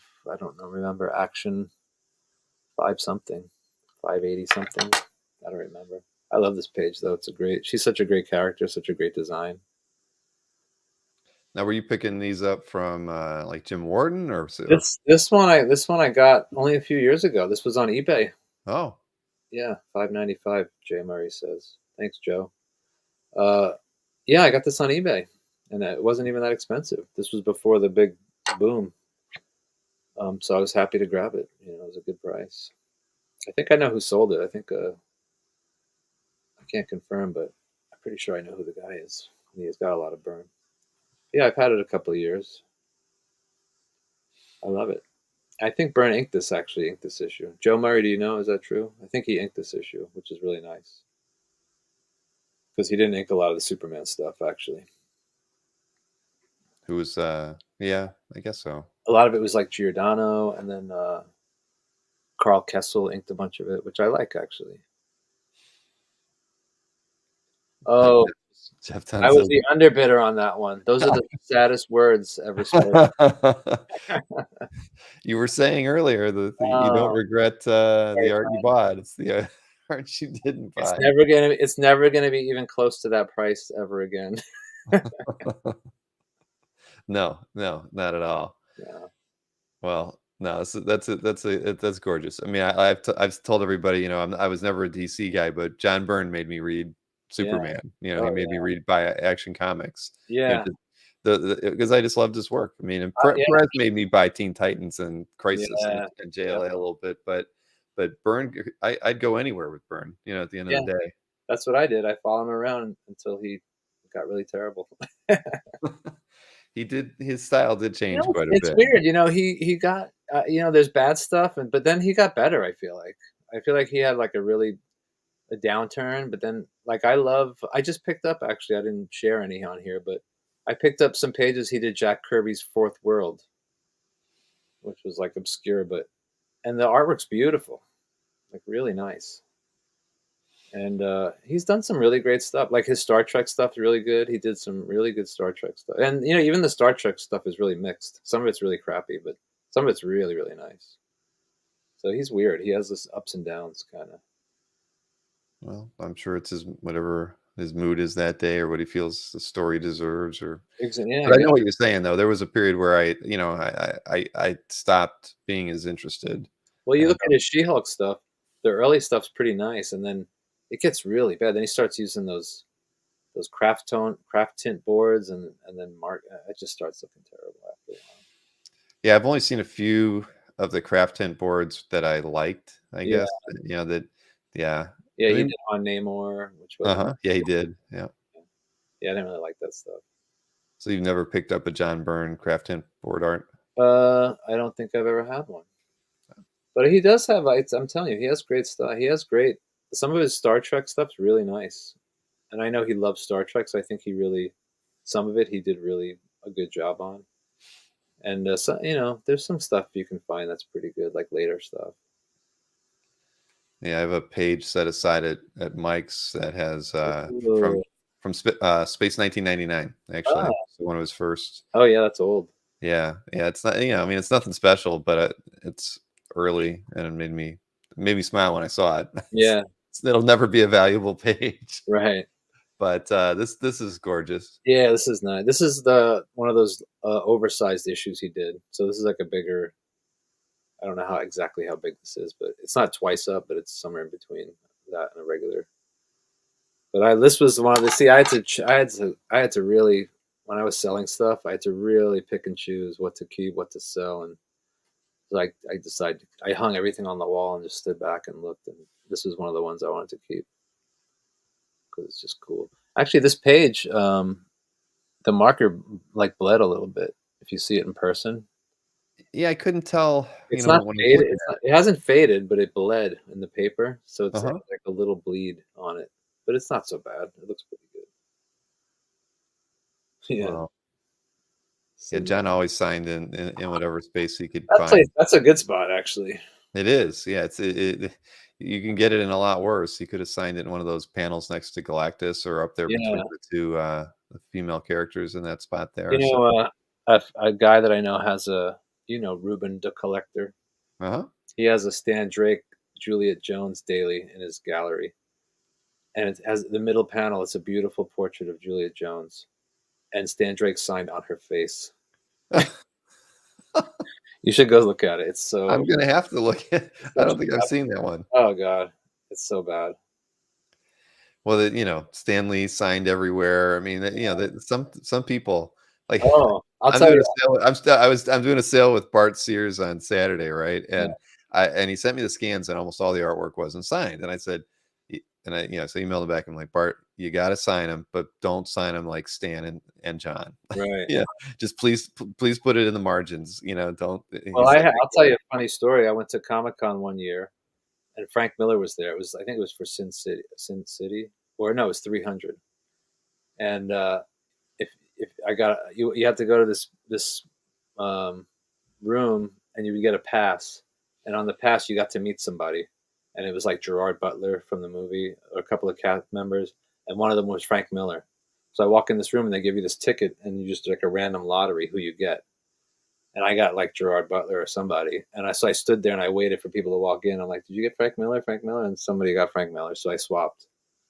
So I got to go meet Frank Miller. So I get in line. I had a bunch of art. I had like some Ronin pages, and I think I had my Dark Knight page. Actually, I didn't bring my Dark Knight page. I had some stuff for him to sign. And I go there, and I'm like all excited to meet my idol. And he was like super hungover. He looked like he was dying. Like didn't want to deal with anybody. And I pull out my page for him to sign. It was a Ronin page, and I'm like, he just signed down here, and he grabs the biggest, fattest fucking magic marker. oh no. He starts writing at the very bottom, like huge, and like in the margin, but like huge. And I was like, okay, we're done here. That's the only one you're signing I today. did not let him touch another page. This is Sparta, says Marcus. Yeah, Yeah, he went right in there with a heavy knife. I thought he was gonna grab a little Bic pen and just kind of write Frank Miller. You should have handed him a big pen. I thought of that. I'm like, I should have bought a Bic pen, but I was done. I was like, no, we're done. Oh man, that was near disaster. Yeah. And here's more FF, one of the ones I kept. I thought this was a cool little action page. Uh, this one, the early stuff uh, this is what we call the marker period. He was using a lot of Yeah. marker. And when I first started collecting, you could get a lot of this marker stuff, but it was really hard to find the other stuff that wasn't marker. Hmm. And so I met somebody that had a bunch of the earlier stuff, and I really liked it. And I spent a lot of time trying to find my own. And then that's when I got that 252 book, which was mostly pen, which was nice. But then somehow I started like gravitating towards this stuff some more. I kind of like this stuff more, actually, the marker stuff, because I don't know, something about it's cleaner, and it's a thicker line, and kind of reminds me of Alex Toth a little bit. How he kind of simplified it, but still kept it good. Some of the marker pages are pretty bad, but like this is a really nice one, I think. Yeah, Disney wouldn't allow it. It's not Disney though. Remember, it's like a Disney clone or whatever. It was like Squawk. what was it called? I think it's on the page somewhere. It tells you. I forget what the guy's name was. but it's fake Disney. Yeah, I'm trying to read it. I can't see it, but Yeah, it's good. yeah. The character's called something hippopotamus, and it has a little trademark next to his name, like a little TM, like the name trademark. But yeah, I like that one. That's a good one. And then this one I actually got recently. This was Really? yeah, I was so depressed to not have really good FF anymore. So I kind of went out of my way to try to find a page. So I got it. This is funny. This is the issue that I had. What is this? 250. 53. Okay, this is the one. This is the one I had. I had this almost this whole book, and I didn't have this page. This was one of the missing pages, and so I don't know. It popped up, so I grabbed it. But it's good. It's got all four of them in action, which is good. Yeah, I mean that first panel just Yeah, reminds me of why I love Burn on yeah, Fantastic Four because I mean, he could draw some great action. I mean, and he could the movement he could get in really tiny characters on the page was yeah. always just impressive. Even like you look at that third panel with them running down the Right. hall. I mean, he's hardly putting anything in there, but that's so dang good. I mean, Yeah, I love John Byrne during this period. me I mean, too. from the X-Men up until through FF was really where I think he was Yep. doing some special stuff. But FF was to me was really special just because of the way he just kind of took it over and made it everything he wanted, and he just told some great stories with it. Yeah. Yeah. He really paid tribute to Kirby Yeah, and Lee. without Yeah, question. that's my favorite stuff. I think Burn FF. That's my that's what got me into collecting comic art. That's what I really wanted. So that's my sweet spot. Too bad I can't afford any of it anymore. But Yeah, yeah. I mean that market now. It's like if you can find a page for 8,000 that has all the characters on it, you should buy it, but you won't because most yeah, of them are going to be 12 to 15 yeah, or more. right. So, yep, I agree. I mean, but again, it's back to it's the art's finally getting its due in its own weird way. I mean, it is what it is. So, you wish the artist would have gotten it when they sold it, but that's where we're at today. Right. Let's see here. Where's the Next, next more one? Burn. Oh, Wait a minute. Did I skip one? No, I didn't. Okay, no. yeah, this is the right one here. Yep. Oh yeah, this okay. So this is one of those covers that I remember the very first stuff I ever read comics, like the early, not early, but for me, early DC, late '70s, early '80s DC. This is Rich Buckler with Dick Giordano inks. Um, and I actually remember the story. This is a funny story, so it's actually dumb, but uh, that's actually the balloon says, "If Batman has to fly to save Superman, then by God, I'll fly." And you see him flying in the window. And what happens in the story is they just switch costumes. uh, I tell you, that is why I just can never get into DC. I know. So everybody knows. So everybody thinks Bruce Wayne is Superman. Is that what you're telling me? I mean, the stories Well, just don't make sense. it's like you, the reader. They kind of look the same, right? Every male character kind of sort of looks. The superheroes all look sort of the same, square jawed. You Yeah, know. yeah. So anyway, that's the gimmick in this story. These Yeah. aliens come to take over Earth, and then Batman tries to convinces them that everyone has superpowers and everyone can fly and everyone. I don't know. And Some they crazy just story. decide the aliens decide to leave because they Yes, think they're because outnumbered, uh, yes, outgunned. right. So, but this is like nostalgic for me. Like this cover. I Sure. mean, like I love the art. Like I love this cover. And I'll tell you a funny story about this cover. I years ago, some guy uh, he got a whole horde of DC covers from somebody, and he put them all up for sale. And he was offering them around, and I saw this one in there. I'm like, oh, I got to get that one. And so I said, oh, can you give me a deal? I tried to haggle. He's like, no. He said, well, I'm going to bring them to Comic Con, and if they don't sell, then I'll haggle with you. And I was like, crap. I said, I'll buy it. So I go and I buy it, and I pick it up, and I'm looking at it, and I'm like, I said, I really feel like I overpaid for this. And he's like, yeah. He's like, you did, but he's like, it'll be worth that someday. And I said, okay. I think I paid $2,500 for it back then. But anyway, so I take it. I'm all excited. I put it in my portfolio. I walk over and I go to Albert's booth, and somebody sees my portfolio. I go, let me look through your portfolio, and they're flipping through, and they stop on this piece. And actually, Scott Williams, I think, was looking at it, and he throws me an insult. He goes, "Yeah, this stuff." He's like, when I was first collecting, he's like, nobody wanted this stuff. There's just there's piles of this stuff, and nobody was buying it. It was like $100. I'm like, great. And then Albert comes over and looks over his shoulder, and he's like, "Oh, you have that?" He's like, "Yeah, I gave that away once." He's like, "Somebody bought a bunch of art for me, and I just threw that in." And I just Albert has the best ways of making you feel yeah, and miserable. I just overpaid, like, right? I just overpaid so much, and they're all telling me how worthless. Exactly. But they were snickering behind your back afterwards. I mean, that. I, that's how we collectors are. I can't say I am, but you get that a lot. People, you always like to downplay what the other guys got because it's just that's kind of the nature of the game, especially I if don't think they were downplaying. I think they just were you like, think they were being honest. yeah, that was the facts of life. No, it was a true story. That was Well, I what. know it's a true story, Yeah, but I don't think they were trying to put it down. They were just kind of matter of factly saying, yeah, nobody really wanted this back in the old days. I said, okay. well, not People, many people were around, and I- in the early '80s or mid '80s, maybe like they were, you know, but when heavy into collecting, but still. if I step away from the computer for a minute, can you hold the show for a sec? Of course I can. Yeah, you can go to my website and show those Menards if you want. Let me I look. can I could do that. I Be still back got in the 1 sec. tab. I still got the tab open here. Let's see. Where was that? How's everybody doing tonight? Let's see. Yeah, I'll even try. Let's see. I'll hide his thing here while I swing over to that. There we go. So where was we? It was over here. Yeah, there you go. Look at this Monera. Look at that. Looks just like Mobius. The way that ink work is done. Isn't that crazy? Kind of like Tony Millionaire too, right?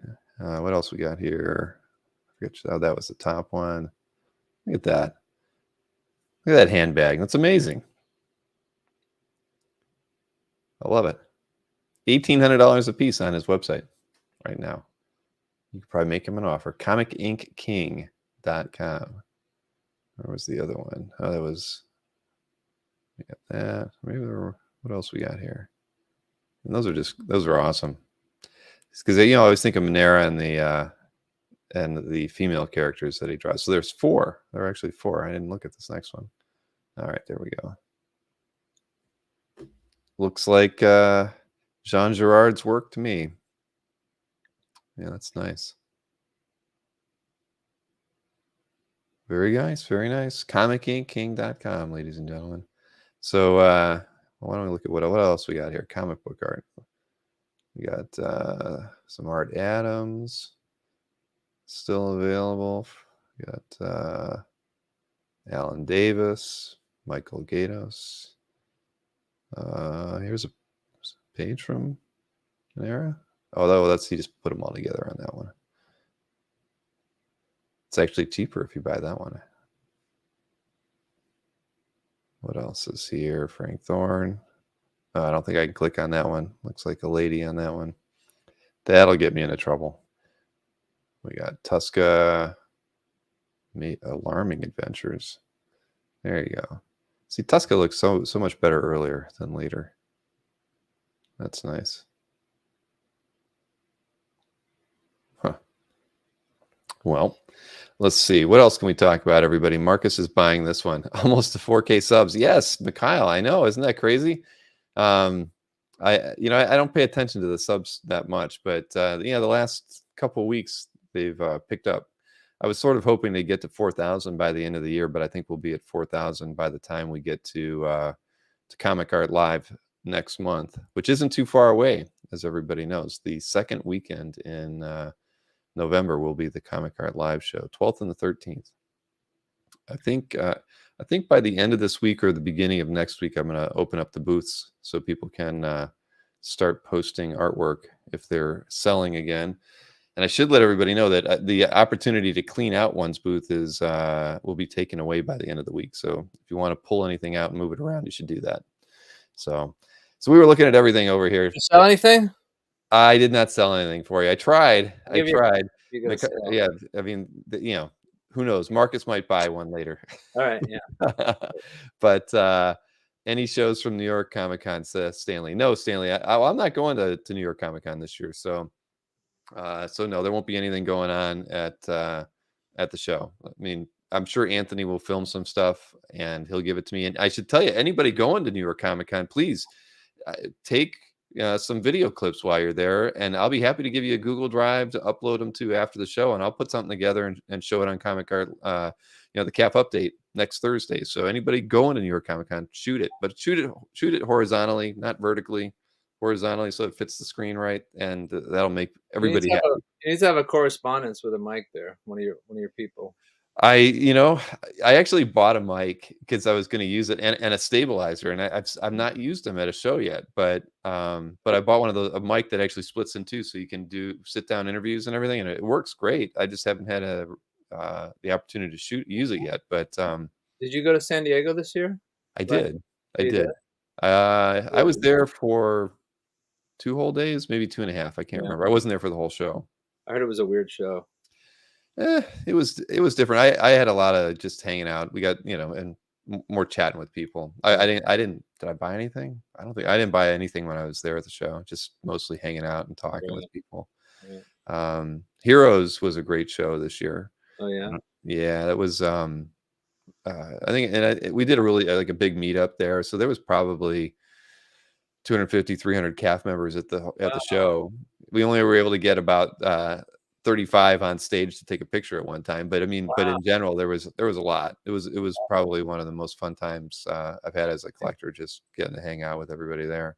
We're gonna make it a regular thing there at Heroes. That's in what, Charlotte? Charlotte. Yep. Always around Father's Day too. Okay. Okay. Let's see here. Oh, Mikhail, you're signing off. All right. See you later. Now we've got another you're gonna miss the good stuff, Mikhail. Getting better and better. Yes. Yeah, this speaking of New York Comic Con, Will had this for sale on his website, his old one that you mentioned. It was like $1,000. I went to New York to visit, and I met up with him and some guys in New York at the show, and he had this in a portfolio, and I looked it over, and I was like, I'm not going to buy it. I gave it back to him. And then I got home, and then probably a couple months later, I ended up buying it. It was like $1,200 or something. Well, that's the tough thing. You saw it, you sort of liked it, didn't want to do it, but it kept eating.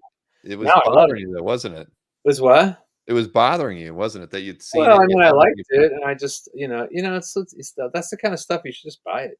Back then, if I knew, I just been like, yeah, I'll take it. Of course.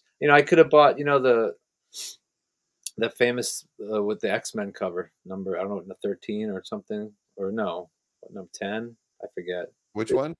It's the Alpha Flight where he recreates the X-Men cover where they're fighting the X-Men. Oh, I don't know the number, but I could have bought that cover.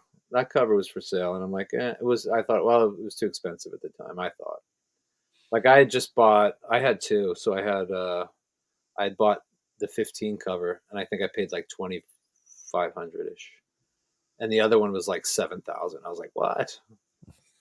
But I should have bought it because that's like the best cover, one of the best covers. Right. It's Byrne doing the X-Men, Right. Well, that's why it was 7,000. Yeah. And then, speaking of, I was the underbidder comment that we heard earlier. I was the underbidder on the what cover is it? It's the one with Wolverine on the cover. He's standing in front of a tree.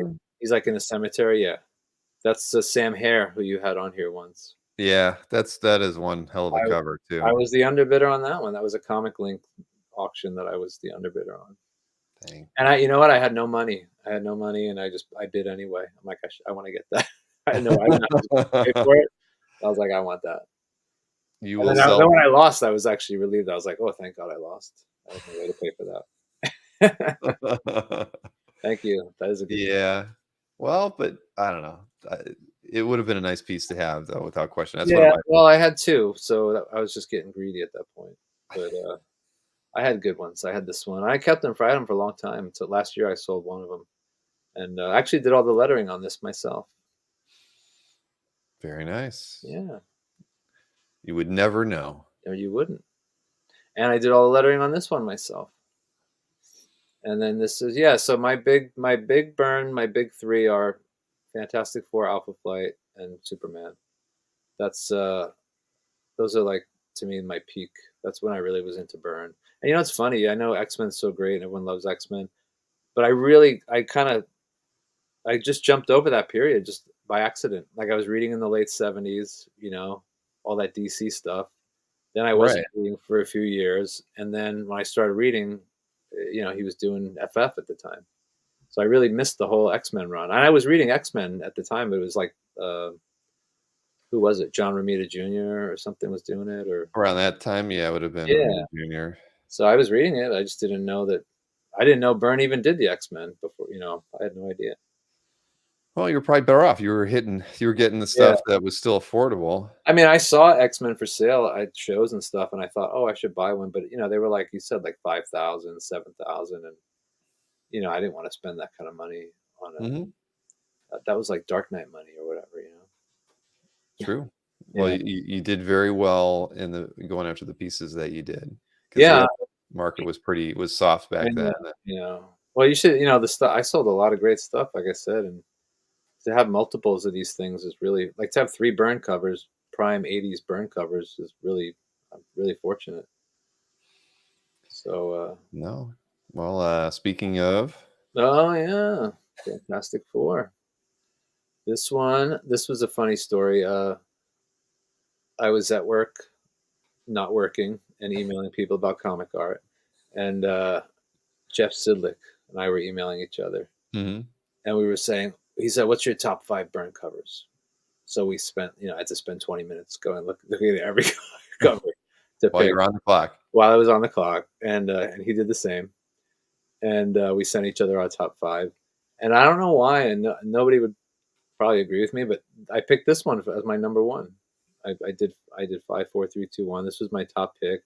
I remember just holding this comic in my hand and like looking and staring at the cover. I just love this cover. I thought it was so cool. And I just loved the anatomy and the pose, and I just loved everything about it. I just really remember staring at this cover, the book. So they're really kind of nostalgic for me. I mean, most people would want all 4 of them or Doctor Doom or whatever, but you know, I don't know why I just picked this one. And then Jeff emails me back and he goes, you know, you could probably find that one.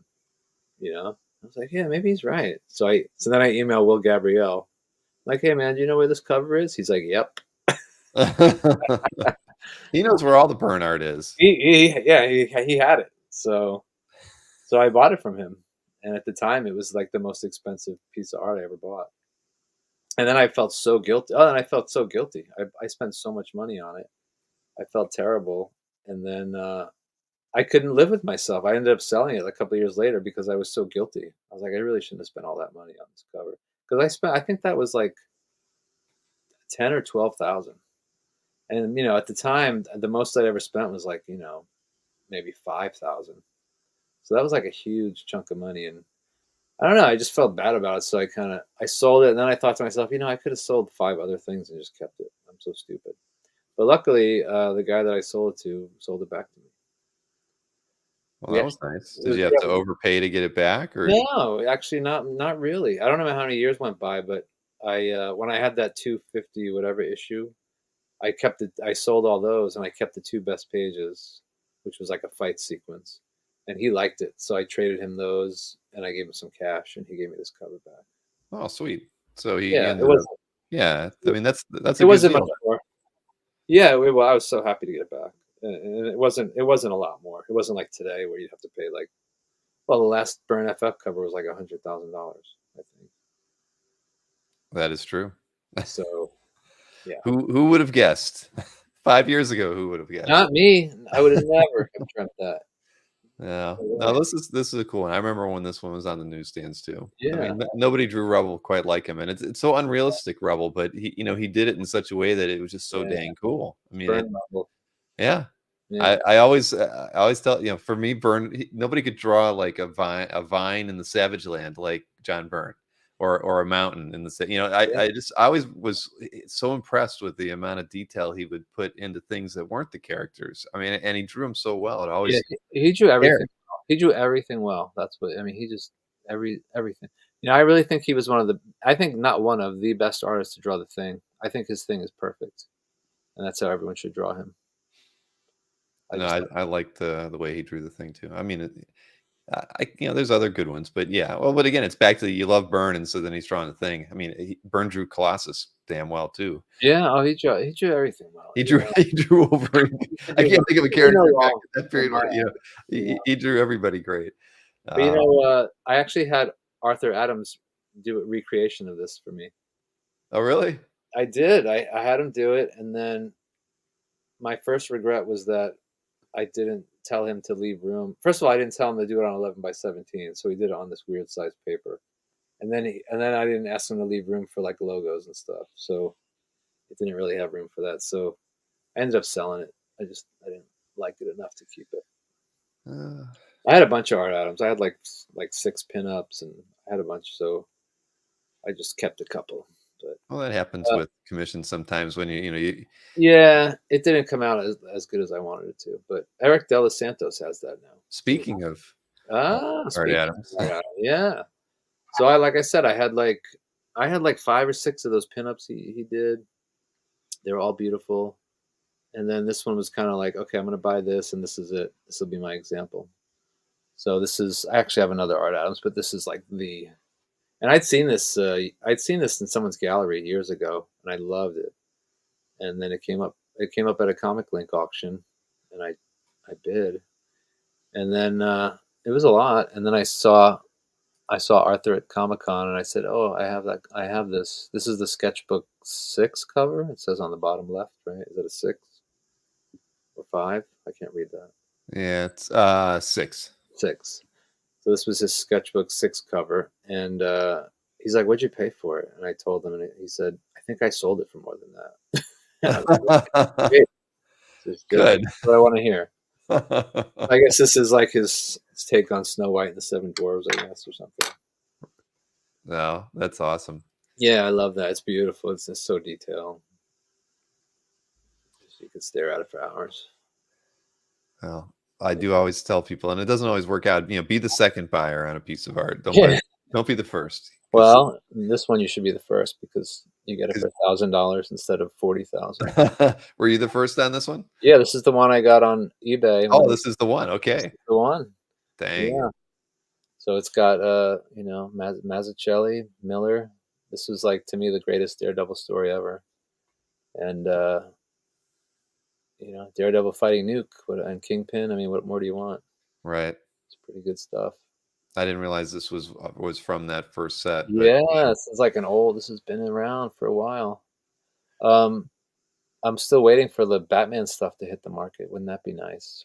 mhm. I would love to get like a Batman Year One page, but I don't know what's going on with that stuff.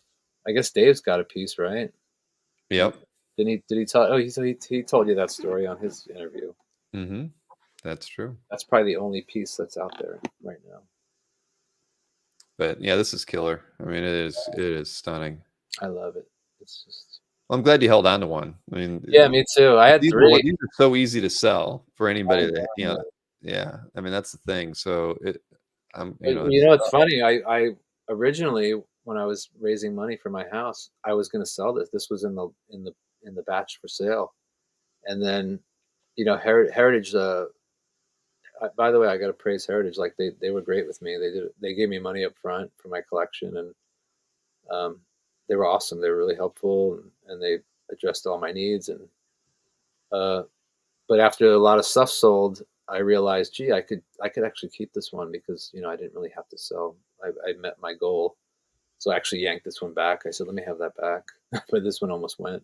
I was really happy to be able to hang on to one of them. well, that's good. Yeah. I'm glad because I think because you weren't trying to get out of the hobby, you were just trying to finance No, something. I was just trying to buy a house, and I live in California, and it's hella expensive here. Yeah, I'll tell you, I bought this house in Florida. It was definitely the wrong time to do it. Yeah, I know. I got a good rate. That's the only thing I can say. I paid a lot more than I wanted to, Right. Yeah, but yeah. You how got a it good goes. right. I got a good rate, and now I couldn't afford to buy my house now with the new rates. No, I know. Trust me, I had to sell my house, and Yeah, right. I Mike didn't. Maloney says, I recall Felix saying a few years back that Mazzucchelli said almost all of Year One art. Yes, I believe he does. If Yeah, someone could only befriend him. I heard the same thing. Yeah, Um, he's gotten crazy offers and stuff. oh, I'm sure. But I don't again, know it's why. back to, artists should keep some of their stuff. I mean, at the I end of don't the know day, why. Like, I don't know why. What his strategy is. Like, why keep it? Like, I mean, uh, first of all, you can be rich, which I don't know if he is or not, but you don't have to sell all of it. Even just sell some of it. I mean, this Born Again stuff. I think only 1 or 2 issues were sold out of, like, how many issues are there? 6, or there's at least 6. So he kept most of it, and then the Batman stuff, he sold none of it. So, but what's his? I mean, what do you're an artist. You drew this stuff in 1986. That's like what? How many years ago is that? 40 years. And well, 36. right, Yeah. what are you doing with it? Like, what? You know. Well, I don't know if he doesn't need the money. Marcus says he's waiting for Spencer to update his website. Yeah, well, that's probably what the holdup is. That's probably true. That's funny. Um, but if he doesn't need the money, and I clearly if he would have sold it 5 years ago, it's mean, probably it's doubled since then. So but do you think he's like he's sitting at home looking at it and going, "Boy, I drew these. no, probably not. I mean What's he it's waiting fun. for?" I don't know. I Yeah, mean, I was talking with Dennis Cowan after, yeah, I've done 2 interviews in sales with him, and I remember after the first one, he was like, "Oh yeah, I still got, lots of this, lots of that." He's yeah. like, and I'm like, "Why?" And he Right, just said, why? "Well," he's like, my wife likes to look at it, I kind of like having it around." Yeah. And I was just like shocked, he's got Deathlock stuff and things from the 70s and just stuff he just doesn't, he's I not have interested in a selling I it. have a lot of my own drawings. I draw, but only because no one wants to buy them. Right, different I can problem. sell I them. don't know. Who knows why? Even with Mike Oming, when I was talking with him, because he kind of sells his own stuff. He's not wrapped. His Taki does his sales for him. I was just like, well, here, I'll give you a couple pages and just see if you can find them. Because he's like, I got Manila folders all over the place, Yeah, filled with complete issues of different stuff. right. So I just was, so yeah, you just never know. But it goes back to that, you got to ask, right? Yeah, So let's see. We got a couple other pieces here to look yeah. at, Winding down. and this is an impressive one. This is Yeah, your one remaining Watchmen page. one remaining, my favorite. I had a Rorschach page actually, but I like art. I somehow always gravitate towards art first, and then the stories like secondary for me. I mean, on a great book like Watchmen, the story and the art are great, and same thing with a lot of other great stuff. But I had 3 pages, and I picked the one. I kept the one that had the best art. The Rorschach page I had, there were things I didn't like about it, the drawing wise. So, Hmm. but this is a great page anyway. I mean, it's got the owl ship, which I love, and it's got a great little moment between Dan and Lori. So it's a keeper. I love this page. This is the one I had. Dave signed this for me. Did he sign this one? Oh no, no, it was a different one. I sold that one. Yeah, this is the one I found in Europe. It was on that website in Europe, and I was like, "Oh my god, I gotta buy it before it disappears." And I was jumping up and down to make sure the guy would sell it to me. That was a long Yeah, time ago. yeah, I love this page. I mean, I love the 9 panel layouts, but when Yeah, they kind of played with things a bit, like this one right. with the, where they combined them on the first two and then kept the three on the bottom. It just there's so much creativity in the storytelling. Yeah, Uh, I think with this this was one. the issue actually where the pages were mirrored. Issue 5. Oh, right, right, right. Yeah. I think this is the. I don't know if this is from that or this might be the one after. No, this is I think from. I don't know. I think this. It feels like I one of mean, the other I ones. know, I know which. Yeah, I'll have to. I got Maybe it this right isn't it. around I think here, that was issue 5. but no, this is a killer page. Yeah, I love this page. I mean, this is crown jewels of my best stuff. I love it. Never for sale. I don't blame you.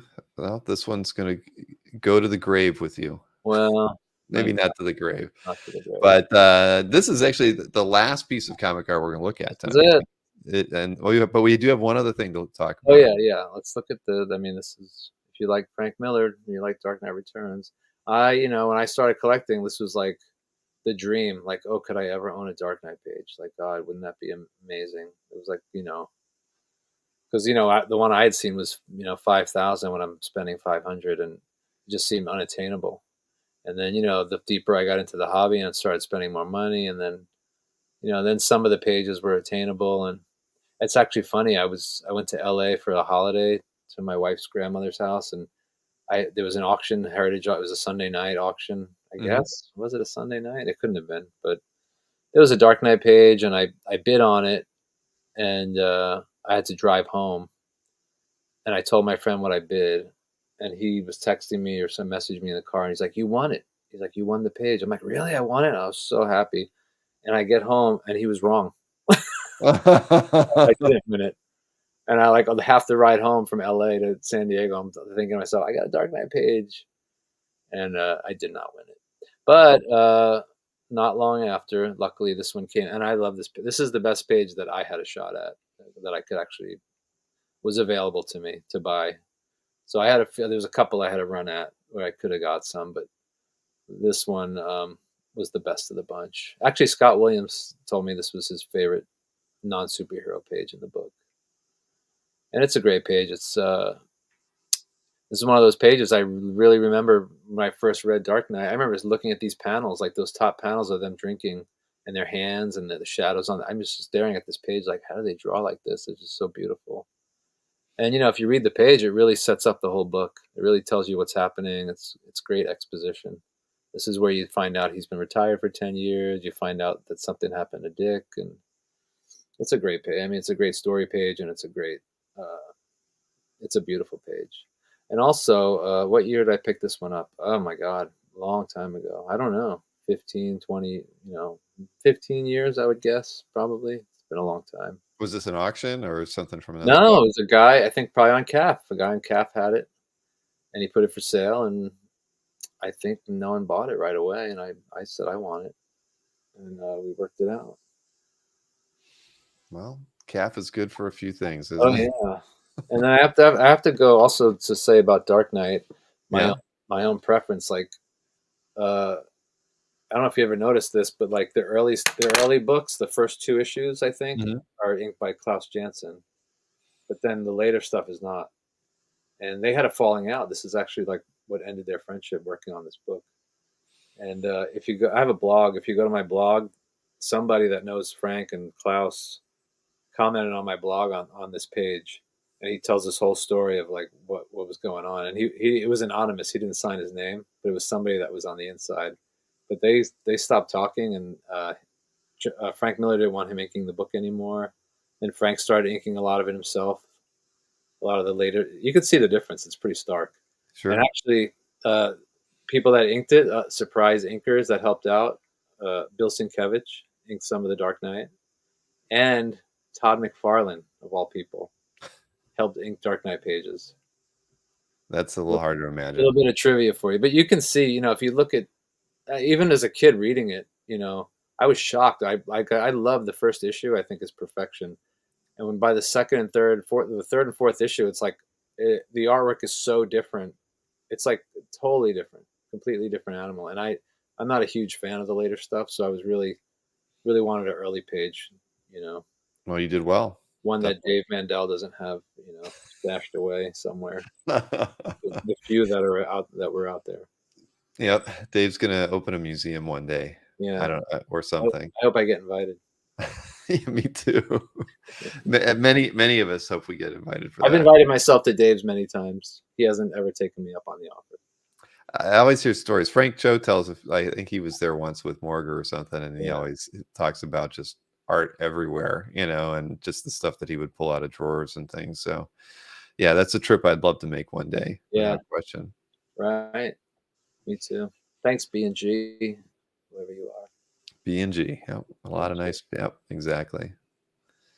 And I agree. The '80s and '90s, I saw number one Marvel fan wrote, always funny to me. Those of us in the late '40s, early '50s, all the same origin stories and what we read with the same Yeah, artist and story. It's what it was. It was a great time to be reading yeah. comics. I mean, I mean, the '80s were so great, and I hated the '90s. That's like a lot of people I know just bailed on the '90s. I did. I mean, Yeah, I went to college. I started college in '86. right. By '89, I couldn't buy comics anymore because I didn't have any money. So from '89 to like 97, I missed it all. So for me, I didn't know what it was all about. It took me a little while to kind of go back and read some back issues and Well, understand. well, to me, it Thank just God got, Wizard was there, or I wouldn't have known what well, the hell was going to on. me, the artwork got so bad that I just could, I've always, even to this day, I usually buy stuff.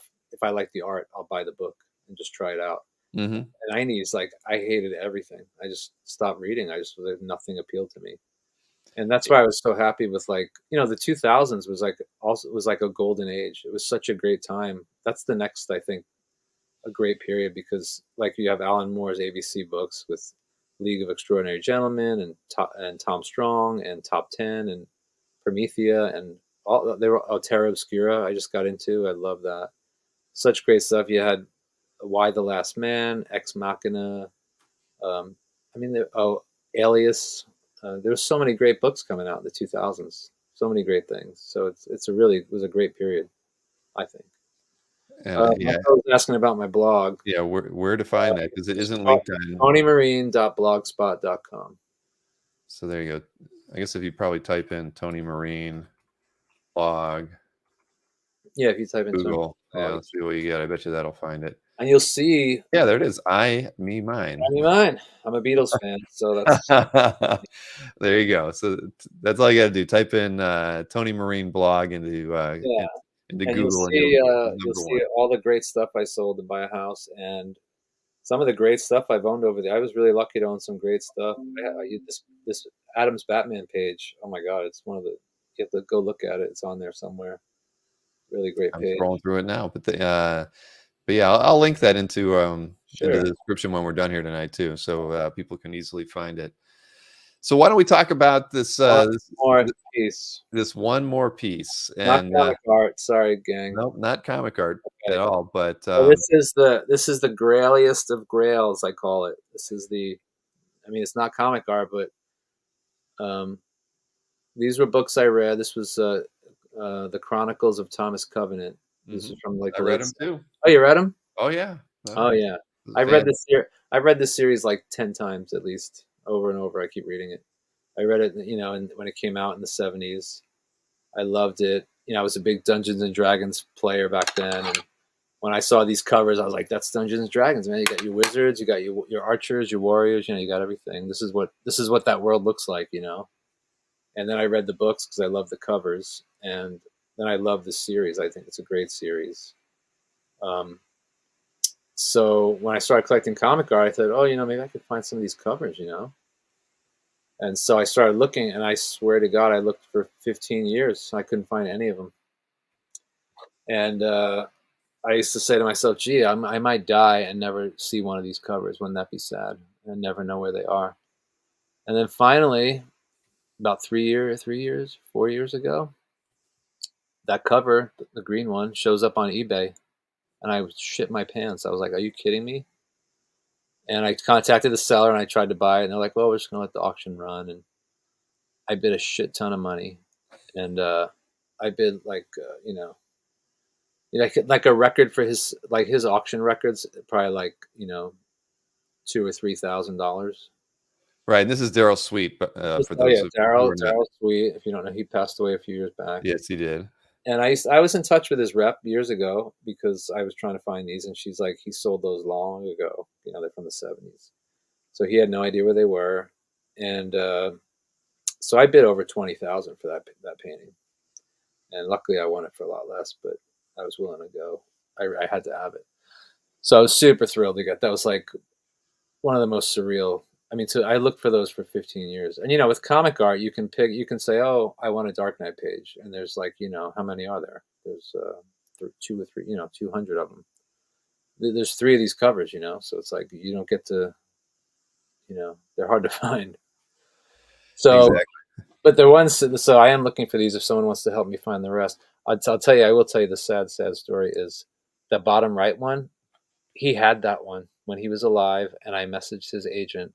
See, the other three are from the first trilogy, and then there was a second trilogy, and that painting's from the second trilogy, and I really wanted one of them with the first trilogy. So she told me he had that one. She's like, "Oh, well, he has this one." And I'm like, "Well, I don't really want that one. I want one of these three," and I didn't buy it. uh, Yeah, and I'm kicking myself. I really want it now. Thanks, Joe. yeah, no, these are tough. I remember these being, in your want list forever, Yeah, and I I was happy spam for you when you I picked it spam up. the whole world. This is on Twitter, Instagram, anywhere I could post images. I put my name on it. It was Well, on Daryl the Sweet did the Xanth novel covers as well. I actually have a painting by Daryl Sweet. Oh, you do? Yeah, it's a prelim to one of the like the 13th Xanth novel or whatever. I wish it was hanging on the wall. It's hanging in the wall in my house in Ohio. I just haven't. He did The art. another. He did another famous series too, didn't he? Like What was the other series he worked on? I mean, the but I'm same as you. I was a big D&D fan, and yeah. so I loved that series and the Magic of Xanth series, I and always wanted some of those D&D art, like yeah, that's me too. the deities and demigods book or the monster manual, like those little Well, pinups. that's why I love Bill Willingham to this day. I mean, Yeah, from that period, you right. know, I mean, I remember. I love his work on Elementals because it's the Right. same kind of feel with the Rich Yeah. Rankin inks and everything. So You see, Dave's got he has the monster manual cover. yeah, That's crazy.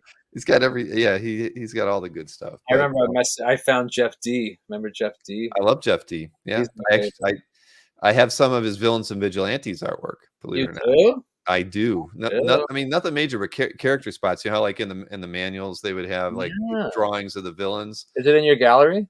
Yeah, they should be. I'm Yeah, gonna go check them look. out. And they're like the only ones I've ever seen. I mean, He I was think I've my, only he seen. was my favorite, like by far. I loved his stuff. Oh yeah, and it's Uh, funny. I look back on it. I like Errol Otis's paintings, as ugly yeah. as they You really know what? are. I I never would. liked him, but then as You I got look at them now, older, and you want. I mean, they're good. yeah, they are But, good. but back then, you could when you were comparing them to the work that other Yeah, D&D artists were doing. I mean, they were. I mean, they were terrible, yeah, they right? were weird. And even because he would do interior stuffs too, so he had black and whites. But I Yeah, look back at it now, and I'm like, it's the way I viewed Kirby that way when I was a kid. I I'm was like, why gonna is Kirby say, drawing comics, yeah, right? And in the '70s, I mean, he's not good. I was And gonna then say that about Infantino when I was a right, you kid. can say the same thing about him too. Yeah, But I'm like, wow, Errol Otis, I mean, I look back, I would kill to own something by him yeah, because his stuff is it's so good, but it was so bad back in the day, or at I least know. my perception was that it just why did they pick him to draw? Well, I He must feel have that way been about Steve horrible. Ditko too, but I haven't changed my mind either. But yeah, Somebody so wrote I've got three. Sky. You can see I had to check myself because I forgot. I haven't looked at him in a while. I've got Somebody wrote three. CJ Design says what size is it? It's like maybe 14 by 20, I think, or something. The painting, something like that. It's a winner. I But yeah, I love. have three Jeff D drawings from Villains and I'm gonna Vigilantes. look him up, and I'm gonna make you offers probably.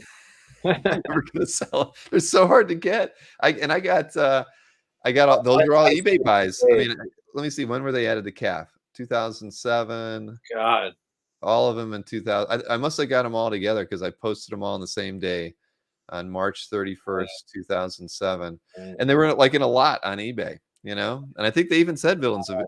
No, they didn't say it. They just said something like, Jeff D illustration art. God, And to this day, I have Jeff D in my eBay keywords, and yeah. I keep getting the dumbest stuff. Never anything for Jeff D, You know, but I messaged him years ago, like oh, he sold. Yeah, at least 10 years ago. He had no idea. He didn't know where it went. I think he never got it back, even the artwork.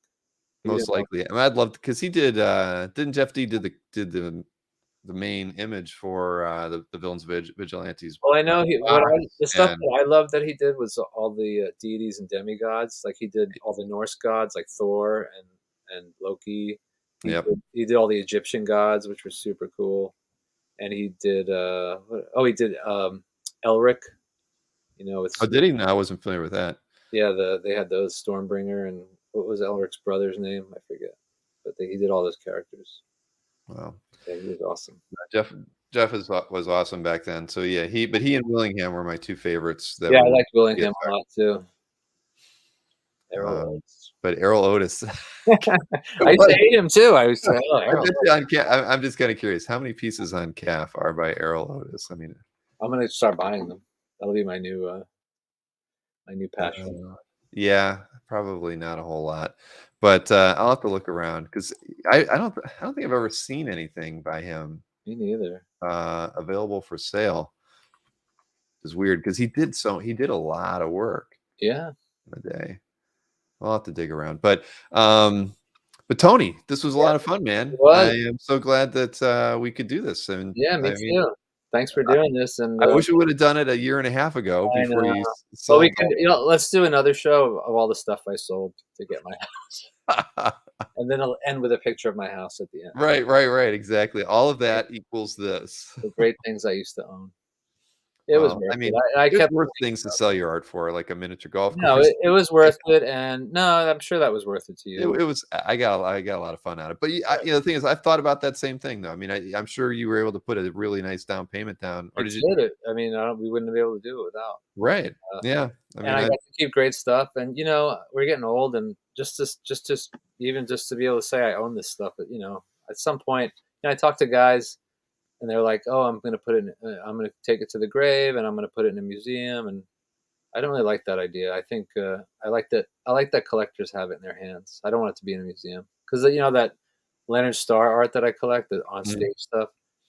Most of it's in a museum somewhere, and nobody knows it's there, and it's sitting on a shelf in a back room, and nobody would even think to ask to look at it because they don't even know it's there. And can you which imagine all which this? which museum? It's well, Syracuse, the university has a lot of Uh, it, and then there's two people, Ohio State maybe, and then oh, it's a actually really a island. library in Philadelphia has a bunch. They're in weird places, but stuff you would never think to look for it. And can you imagine all this comic art? Actually, I just met a guy on Facebook a couple of weeks ago, and he told me he donated all this great art to this museum, and one of the pieces was like a kind of a grail, one of those late '70s, early '80s DC covers. Hmm. It was a really cool one that I really was nostalgic for, and it's in the museum, and like I'll never get that cover now. I just don't like that. They don't get shown too often. That's the challenge too. We Yeah, went to the Billy Ireland Museum in right, Columbus in August, and it was amazing. I mean, right. but so much of the work that they have there is never going to be seen because No, they have two large gallery spaces, but they only rotate those out like every six yeah, months. So, uh, but and it's people, open. You who's can even ask gonna for think? anything. Who's even gonna think to ask? Like, who That's even the knows problem, it's there, right? right? That's why CAF is so great, and what you've done is so great because the art's in the hands of people that love it, and there's a place to see it, and you could actually even buy some of it, which is really it's perfect to me. I mean, I could see in a world, without the internet or if CAF didn't exist or this collector network didn't exist, and the art was just you didn't know where it was anyway, then a museum might be a good place. But I love that it's in everyone's hands and there's this whole community and it's shared and appreciated by people that are the experts who really appreciate it, not some random guy that walks into a museum and goes, "Oh, is that a comic book thing?" You know. Anyway, No, it's true. well, But thanks for having me, man. I well, appreciate it. It my was fun. pleasure, and you've I can say that we're still at the like 99th percentile where everybody that I interview that's an art collector has an art background. That's Oh, one of the really? that's a truism, I think. Yeah. And it's or they grew up at where their mother and father were musicians. I mean, they're surrounded by I'm the also a arts. musician, FYI. See, well, there you go. And I had no idea what that you did graphic design. Yeah, Uh, I you used know, to want to be a comic book artist. I still draw to this day. I draw still. well, Someday I'm going to publish a comic. Someday you when got to have I dreams. retire.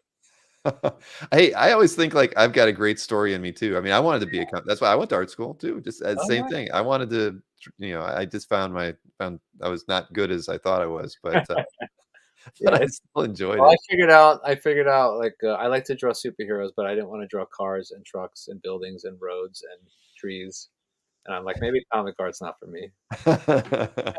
There's bound to be a book somewhere where you don't have to draw all of the surrounding Yeah, material. I'll just do the figures, you guys send Right. Well, that's what Neil Adams did. He made a career out of that, right? In some weird way. Can And you do he backgrounds? he focused on a lot of times with Krusty Bunkers, right? Maybe he'd sketch it all Yeah, out, but he yeah. would only focus on the Well, faces. I mean, those that's why guys are Romita Senior did a lot of that and well, different. his earlier stuff, he did everything. He did the back. Yeah, no, I don't. I'm not. Trust me, I'm not dissing Neil Adams at all. But I'm just trying to. There's parts. If you were good enough, you could get away with only drawing the characters and let somebody else, do the Right. backgrounds for you. I'll I look don't know. into Can you do my background? I could fill in I'll just black. do no backgrounds. I'll do a no background story. Hire Gerhard, says Rick Welch. Right. That's one way to get it done, right? Dave Sim only drew the main characters, so there you Right? go.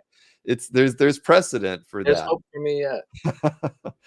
Oh man, Tony. Well, again, this was fun. I mean, because Alright, I've seen you at so many shows I and we've know. emailed quite a bit, and we've never really had a chance to sit down and No, BS. So, this is great. It's been yeah, so much fun. Thanks for awesome. having me. Well, I appreciate it. And thanks everybody for tuning in too. And I will get the descriptions updated to have the blog link in there so people can find it easier after the show's over and everything. But again, Tony, thanks a lot. And I'm in Florida. I'll look you up. I got family down there, so someday I'll make it down there. all right. Yeah, please do. They're near Orlando, actually.